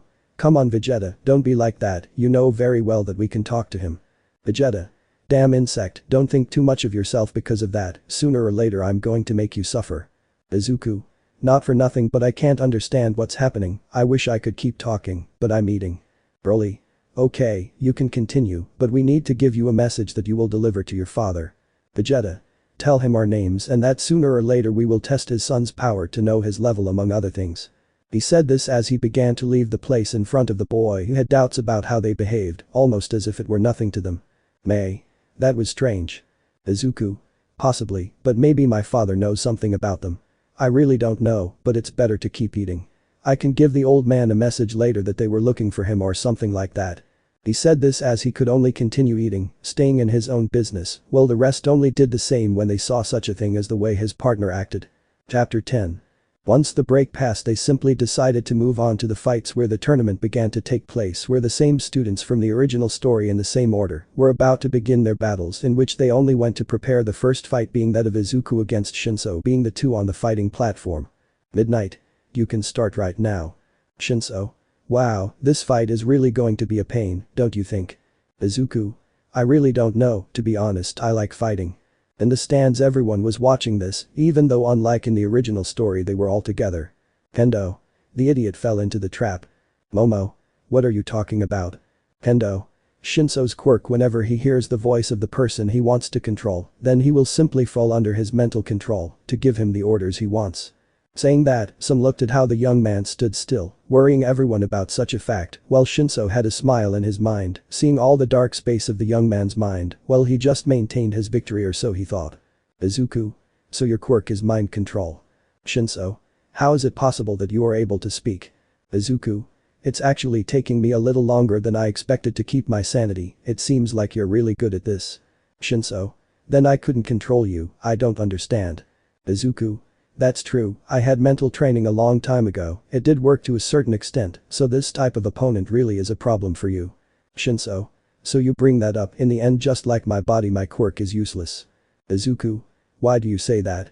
You remind me of Professor Aizawa, being honest. Shinso. What are you talking about? Izuku. Well, if the teacher were to face people with a quirk like his entire body made of electricity or Toru who is totally invisible, he would not be able to confront them in those cases, but unfortunately for the rest, as Awa knows how to fight. You can do the same with the rest. If you train your body you will be able to fight like him, or like another person. Apart from your quirk took me by surprise, you almost managed to control me, without a doubt I would have lost, but it is just one case, it is not useless but the opposite, more useful than it seems. Shinso. So you think that way, I really didn't have it in mind that you were capable of doing that kind of thing. Izuku. Well, now I want to know if you're going to fight with what you've got or are you going to retreat? Shinso. To be honest, I have no chance of beating you, physically it is impossible. I found out what you are capable of doing. As for the rest, this was my only card of victory, therefore I have no other option but to withdraw from this fight now that I have the opportunity to come out unscathed, and I think I will keep in mind what you told me. But that they returned to normal where they only heard the people who were screaming quite excitedly. Present Mick. They still haven't moved, I don't understand what's happening.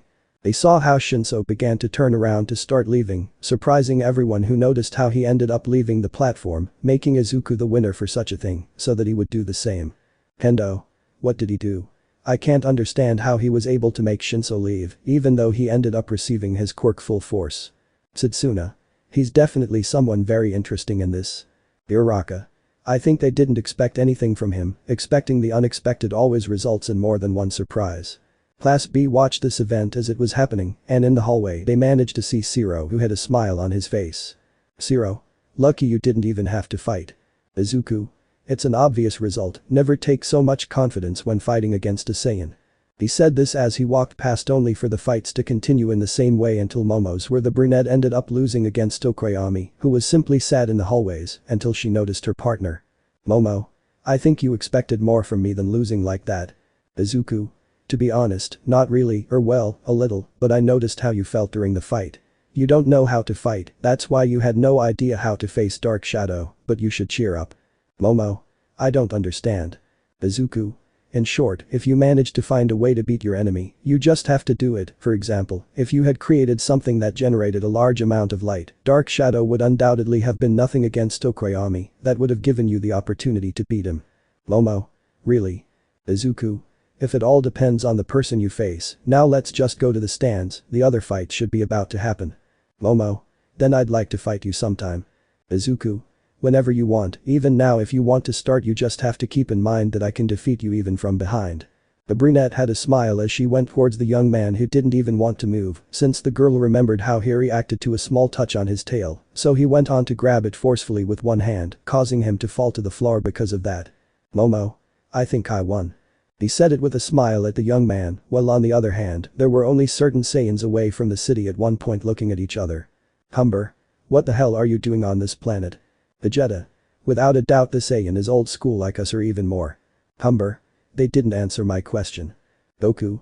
It's that Mr. Whis and Bills told us about you, that's why we wanted to have the opportunity to find you, especially because you are more Saiyans like us. Cumber. So that was all, now that they have seen us they can go ahead and leave. Broly. In fact, we were warned about your son's power, who managed to activate an ability that few can use other than the gods, some of whom cannot even complete it. Cumber. So my son is really impressive, but I don't really understand much of this anyway, so don't try to do anything that will end up bothering me. Vegeta. We want to see your son's power, to have an idea of how strong he can become, due to important matters that may possibly involve the Saiyans later on, especially those of Universe 7, the 5 of us, counting your children. Cumber. But you don't have children. Goku. Yes, but only pure-blooded Saiyans. We don't understand why yours isn't half Saiyan and half human, but that's going to be a matter we'll fix later. We'll possibly bring our children to this planet so they can meet yours. Cumber. In that case I can accept it, just try to stay as distant as possible. Vegeta. You must keep in mind that we will test your son's power, we want to see his potential and the limits he is capable of reaching on his own. The evil Saiyan looked at them quite seriously trying to come up with something in his mind until he had no choice but to sigh. Cumber. Well, in that case I can only tell you that I accept what you tell me, but you must restrain yourselves if you come to test my son's power. No parent likes to see a guy spending his time beating his own son. Vegeta. Except for the Kakaroto insect who sent his son to an assassin who beat him so badly that he was able to destroy everything until he finally had more power. But that I look at Goku who was laughing nervously at that very thing and he could only look away. Goku. Anyway, I think we'll have the opportunity to see the matter of how to introduce ourselves to your son because I really don't think it will be something simple. Cumber. Just try not to go too far or you'll end up badly.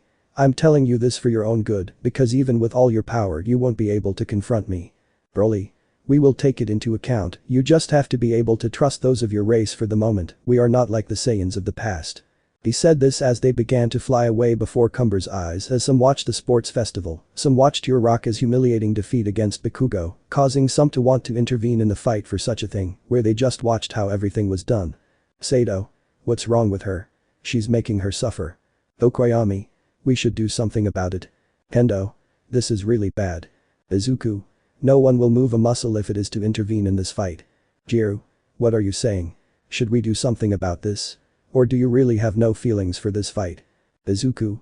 Among the Saiyans there are rules that we cannot break, no one should interrupt a battle of this date in exchange for it being a matter of life or death, especially when there are such important rules to take into account. Kendo. I understand that this is a combat rule, but you cannot take this into account. Ajiro. It's true, some rules must be broken more than once. Izuku. And you think I don't want to do the same thing?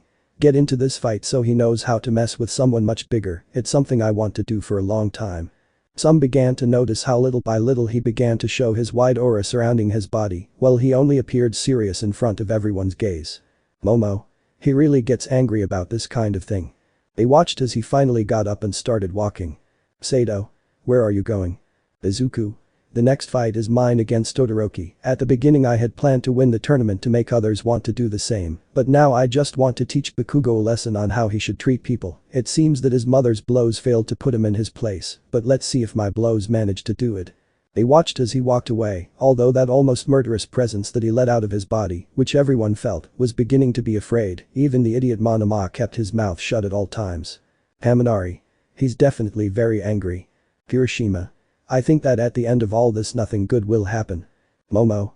I just hope he doesn't end up going overboard in his fight. While the young Saiyan walked as if nothing were happening, he noticed someone in his path. Endeavor. So you are the proclaimed son of Cumber, I heard that you are strong, very strong in fact, I want you to use all your power against my son. Izuku. I'm only going to do it if it becomes necessary, not because some old man from another time comes and tells me that. The young man was about to pass by him, but was stopped by the man's hand, which he simply placed on his shoulder, stopping him from walking. Endeavor. I've been looking for your quirk like your father, I can't get anything from you apart from that, it's almost as if your father ended up appearing out of nowhere, something that is impossible, but I need results for that, I want to know about your origin, that which proclaims itself as Saiyan. Saying that the boy put on a smile while giving a small laugh. Izuku. Look how low you have fallen Endeavor, you know that you have no chance of surpassing my father, therefore you try to find a way to remove him from the top, you really are embarrassing. As for the rest of the things about the origin of the Saiyans, I only know that it comes from years ago through words from my father, not even I know about the true origin, because he keeps it all to himself, therefore even if I wanted to tell you something about that, which is impossible, then I don't know anything completely. It's impossible for me to tell you a single thing about something that not even I know, and if you want to know then go to my father not with me. The young man began to resume his walk in order to confront Endeavor's son for such a thing that he himself did more than get angry. Chapter 11. Everyone watched as the Saiyan slowly began to get on the platform while Todoroki was doing the same, getting everyone excited, while the two strongest fighters in the area were slowly introduced. Present Mick. How exciting, on the one hand we have the son of Endeavor Shoto Todoroki, someone who until now was able to show what he is capable of doing in Class 1A. Izawa. He manages to have a way to control his quirk quite well, despite it being very basic that almost everyone has. Present Mick. On the other hand we have Cumber's son, number 2 in the top, who is recognized as the man of infinite power, without a justified end in Class 1A, without a doubt the two strongest in Class 1 stand face to face, seeming to want to settle a dispute. On the platform the two looked at each other as if it were nothing, but they were just serious. Todoroki. At least we can settle this little fight once and for all. Izuku. Just try to use all your power or you won't lose on the first hit, and if I mean all your power I'm talking about more than just that ice you have. The Vickler looked at him angrily for such a thing as if it were truly a serious insult to him for such a detail. Midnight. You may begin. But that the boy began to throw a large amount of ice towards Izuku, who only began to dodge it with ease, since he only stared at him to launch himself against him, while he was dodging or breaking every piece of ice that was in front of him, almost as if it were a problem for him to be able to do all that against Todoroki, who made a wall of ice doing his best to avoid the Saiyan's blow, although he almost managed to get through it for the same one who moved away when he saw that he was going to give a second blow, destroying everything in his path, in which he only watched as he moved away to throw more ice, although he ended up corresponding with some Kai spheres, destroying as if it were nothing. Haminari. I think those two took this match very seriously. Jiru. At least one of them, Todoroki is fighting as best he can, but so far he was the only one who backed down. We already saw what Izuku is capable of, so it's not difficult to get an idea that facing him is the worst idea of all completely. Hiroshima. That's right, attacking him head-on is almost like suicide, and we saw how he treated that robot. Momo. Not to mention her transformations, one more dangerous than the other. Hendo. What do you mean, his transformations? Momo. Yes, it turns out Izuku has two transformations, although I have no idea what he can show us now. He said this while watching the fight where a cloud of steam was made separating the two fighters until different pillars of ice began to come out from different parts and the boy destroyed them as if it were nothing, but from the center Todoroki managed to get out to put a hand on Izuku's chest and he barely managed to avoid it by putting his left arm which was completely frozen, although with a twist he managed to kick Todoroki's body, causing him to step back in pain. Present Mick. How impressive, I finally managed to do something to Izuku like leaving him without an arm. Izawa. Don't be too confident, in my class he's number one at surprising people with things. The young man just looked at his frozen arm to see Todoroki, only to concentrate a little Kai on what happened to break the ice, as if it were nothing to him, since he looked at him for a few moments, and from 1 second to the next, he went on to connect a blow to the Vicolor's stomach, causing him to spit saliva. Izuku. If you declare war on me, use all your power, the fire is your power now, not your father's, the fire belongs to you, and if you truly want to save people, if you want to be a hero, then prove it first by saving yourself. He said this as he connected another kick to the Vicolor, causing it to fly almost out of the arena as Izuku went to be able to give another attack, being that when he was close to it, he ended up moving away, barely dodging a large amount of fire from the same Vicolor that was beginning to show a smile. Todoroki. You want all my power, then I will show you all my power at all costs. Izuku. That shows what you can do, I want to know how much more you can do with all that power, Shoto Todoroki. He said this as he launched himself against him, where the boy managed to make some ice walls that he threw against the young man who managed to dodge it, but barely managed to avoid a large amount of fire, where he only wanted to continue attacking as much as possible only for the boy to begin to dodge both the fire and the ice of the Vicolor, to be in front of him trying to connect a kick rune.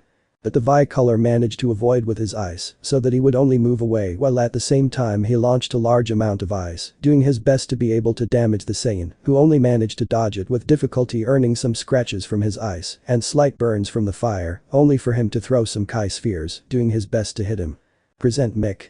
How impressive it really is to be able to dodge all of Todoroki's attacks, even though he is affected by others. I must accept it without a doubt, this young man is quite strong just like Todoroki, they are showing what they really have. Izawa. Even though they're trying their best, we're still not sure how much longer this kind of thing can continue. Present Mick. Without a doubt the end of this battle is going to be a pretty serious matter, as well as good for everyone to see, we just need to know how it all ends at the end of it all. The fight was continuing, in which both Todoroki and Izuku were fighting, one dodging the other's attack, where the Vicolor kept his distance as much as possible from the young Saiyan, who at one point managed to get him away with a kick to one side of him, causing him to move away to stare at him with a smile, while he only prepared himself as if it were an attack. Izuku. You're thinking the same thing I'm thinking if I'm not mistaken. Todoroki. Exactly, I want to see how far this matter goes, so you better do your best. Izuku. In that case maybe this move isn't entirely fair, but since you're trying hard, I'm going to give you the honor of facing my Super Saiyan, although I must accept that I'm starting to try hard for you.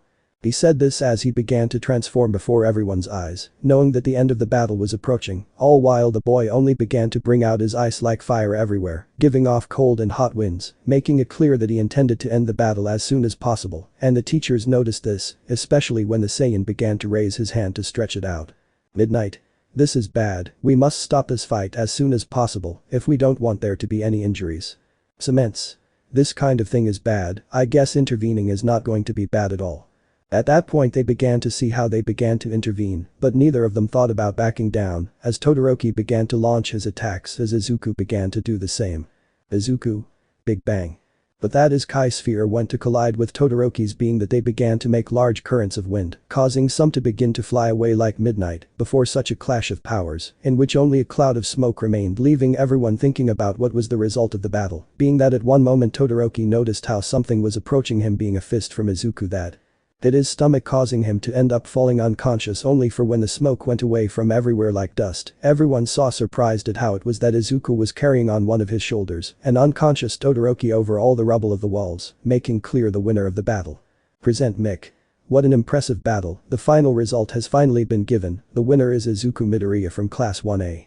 At that, some began to shout with joy at such a demonstration of powers like the abilities of the two boys, while the young man just walked without paying much attention to them as he went directly to the hallways, where he left him in the hands of the doctors, who began to take him away until someone ended up approaching him.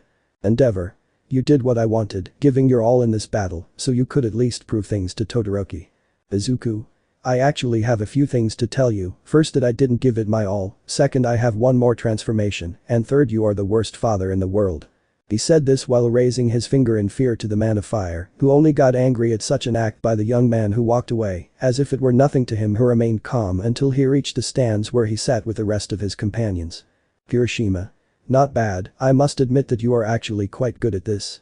Izuku. I was only prepared for the battle, nothing more than that, although it was difficult for me to get him to use both sides. Momo. I guess it wasn't bad at all if I'm not mistaken. Izuku. I guess it was that way, but there may still be better fights later. The truth is that nothing is known about that until things are over. In the meantime, we must continue with this type of things until something new happens, at least in which we only wait. He said it as if it were not of much importance to give one of the best fights of the tournament, all while being watched by other Saiyans. Goku. Hey Vegeta, the attack that young man used seems to be an attack of yours. Vegeta. If the Big Bang attack is not a very difficult technique to learn, it is to concentrate a large amount of Kai in the hand in a few moments, to leave it in the form of a sphere and launch it, nothing more than that becomes, but I must accept it despite his age, he seems to have some transformations. Broly. Although we must think about how to be able to see all of his power at least, and the one that will be presented to him first. Vegeta. It's simple, that kind of thing, first you have to find a way to find him alone, and after that we can choose a better way. Goku. This is exciting, I wish I had been on this planet a long time ago, since we can almost completely use our powers freely at least. Vegeta. It's not bad at all, but everyone on this planet is completely weak. This type of thing wouldn't have been of much use, to be honest. Goku. Now that you mention it, it's true. Broly. So now we've seen everything we had to see, I guess we can leave this planet since we have nothing else to do. Goku. We actually can't yet. Broly. Why do you say that? Goku. It seems that this boy has one last trick up his sleeve that he plans to show at some point, so we have no choice but to wait until he can show everything, otherwise we will miss all the details without being able to do anything about it, and you know very well that I am not wrong about that kind of things. Vegeta. That's right, we must stay until the end. He said this as they watched the young man just stand there calmly, doing nothing about it, as if that sort of thing didn't matter at all. Chapter 12. The fights continued as the original story, with Lita not participating anymore, while the rest waited for the most anticipated fight of all, being Izuku against Bakugo, the last ones left standing of all as the complete finalists, being that they only left to be able to prepare for the fight, where they only began to walk towards the platform. Present Mick. On one side of the platform we have the participant of the last fight, Katsuki Bakugo, our explosive blonde who proved to be capable of reaching this position without even trying hard in his previous fights. Izawa. Although we can't take away the fact that he had to move in order to face the rest of the students like Kirishima, who is a good example. Present Mick. Yes, but now we move on to our other participant who from the beginning gave great fights. He proved to be someone capable of overcoming the things that were put in front of him, even giving the advantage to his enemies, Izuku Midoriya from Class 1A. With that, the two fighters just came to the front of everyone, who was surprised by the fact that they simply made it clear to demonstrate what they are capable of doing in those fights. Bakugo. I promise I'll destroy you, my damn rival. I'll finally show what I'm capable of doing. Izuku. Anyway, I'm not interested in that power of yours, just come and show what you can do. Midnight. Begin. But that the young man went on to launch himself against Izuku, giving his explosions, although it ended up being of no use against the young man, who dodged it to grab him by the arm and throw him to one side of the arena, although he recovered himself to launch himself again in order to face him, but it was the same result. Bakugo. Come on, I want you to transform so you can fight me harder. The boy tried to give his explosions, but it was of little use against a boy who managed to keep his distance, avoiding being harmed by Bakugo himself, who was only angry about such a thing because of how he managed to keep him as if it were nothing, greatly humiliating the ash-haired boy for seeing that it was impossible to harm the young Saiyan. Hendo. What's wrong? He doesn't even try to touch it. Momo. She's trying to teach Bakugo something, it seems. Tesu. What are you talking about? Bajiro. A few moments ago Bakugo was humiliating everyone while trying to say that his power was enough to beat Izuku, but he shows him otherwise, so it seems that he really can't face him. Tesu. So he does that, teaching one of his companions. He said this while the group could nod their eyes at such a thing, but they only noticed how the ash-haired man couldn't do anything about it since he just looked at him. Bakugo. Why don't you transform? You don't even attack me. The boy attacked again, but at one point his arm was taken by the hand of the young Saiyan, who just looked at him in a rather cold way without feelings. Izuku. It's time for me to put you in your place Katsuki Bakugo because we were never on the same level. Bakugo. What the hell are you talking about? We were always on the same level. But that he ended up receiving a kick that made him retreat before the eyes of everyone who saw how he just stood in front of it, lowering his guard. Izuku. The other time I almost defeated you with my base state, my Super Saiyan 1 and 2 are enough to make things clear as they are with you, but now I will show you again why I am above you, maybe that way you will lose your arrogance. The young man slowly went into Super Saiyan 1, staying that way before going into 2 before the eyes of everyone who did not understand what he was trying to demonstrate. Being that little by little he began to increase his power while he strived for this same thing, causing the clouds to begin to move away, surprising everyone who saw his golden aura, all while little by little, the floor was breaking as more lightning bolts became present and his hair was growing little by little, until with a scream he began to break the floor around him, causing some to have to cover themselves and when they looked closely they noticed his hair that reached his waist. Present Mick. It seems that young Izuku has just demonstrated more power than before, it even seems like a new form. Izawa. It certainly looks like a new transformation. The other Saiyans look surprised at the result that appeared in front of them. Vegeta. He reached Super Saiyan Phase 3 on his own. Goku. This is great, so I was really saving that. Broly. It shouldn't be anything strange, Whis said that his father knew all the transformations of a Saiyan, so he had to learn to use them easily. Goku. Possibly, but it's still impressive that despite his age he managed to achieve that power. The three Saiyans watched the fight that was taking place in front of them, where the young Saiyan only began to walk towards Bakugo, who was trembling with fear at such a thing that was taking place in front of him. Bakugo. What the hell did you do? Izuku. You should feel lucky because I'm going to use Super Saiyan Phase 3 on you, it's just the first time I've used it and it's to show you that I'm truly above you in many ways. Bakugo. Damn bucking bastard, I'll kill you completely, I'm not going to let you live like this. The ash-haired man tried to launch himself against Izuku, starting to launch a large number of explosions, generating a huge cloud of smoke, making everyone think that he was really killing the boy, worrying them all because of the young ash-haired man's personality, who stopped, thinking that he had won with that, but from one second to the next.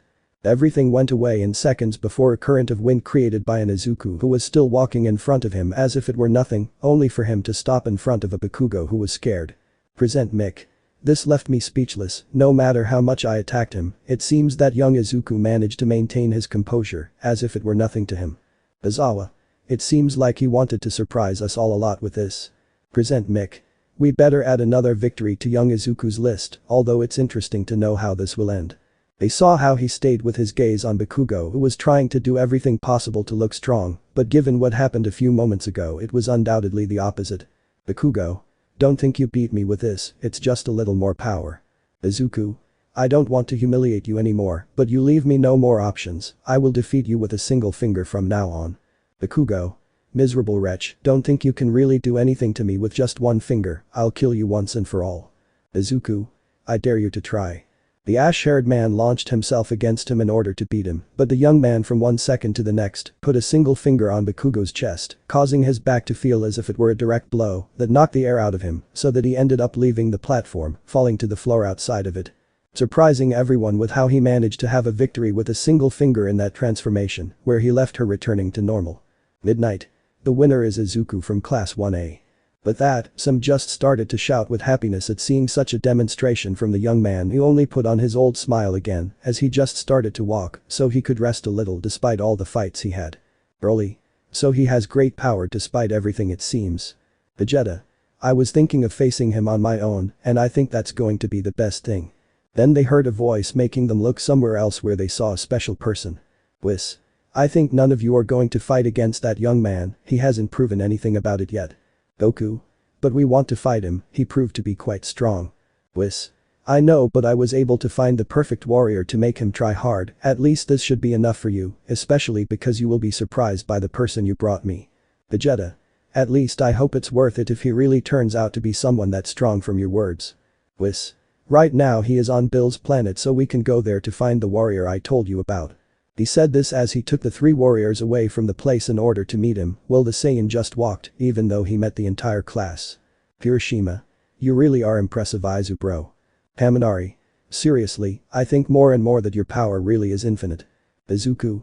Thanks, I guess, although I didn't do much, defeating Bakugo to be honest was something simple, even if it doesn't seem like it when using so much power. Momo. The truth is that proving why you are the strongest of all apart from making it clear is just that matter. Izuku.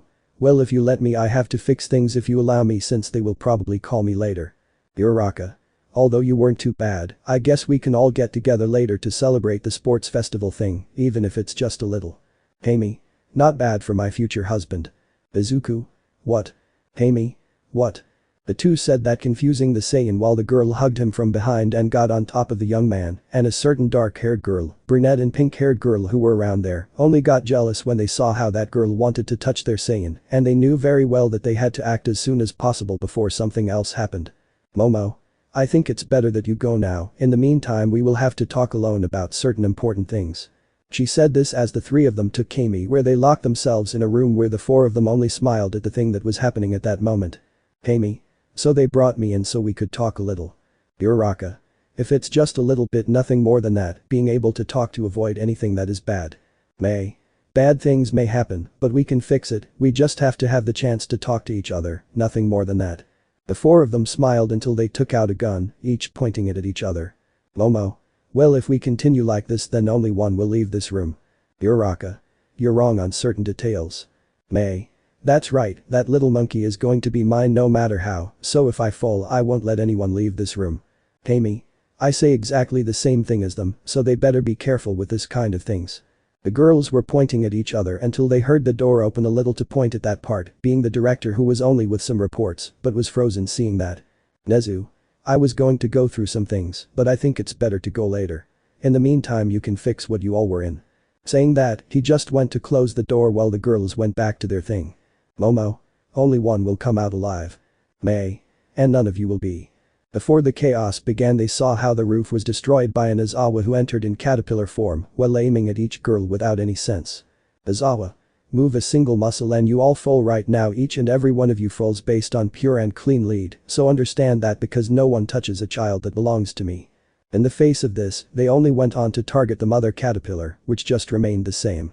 Let me know in the comments below if you guys want the next part. Also check out my other video that has been shown and left. Thank you for watching. If you enjoyed this video please like and share this video. And have a fantastic day. Bye.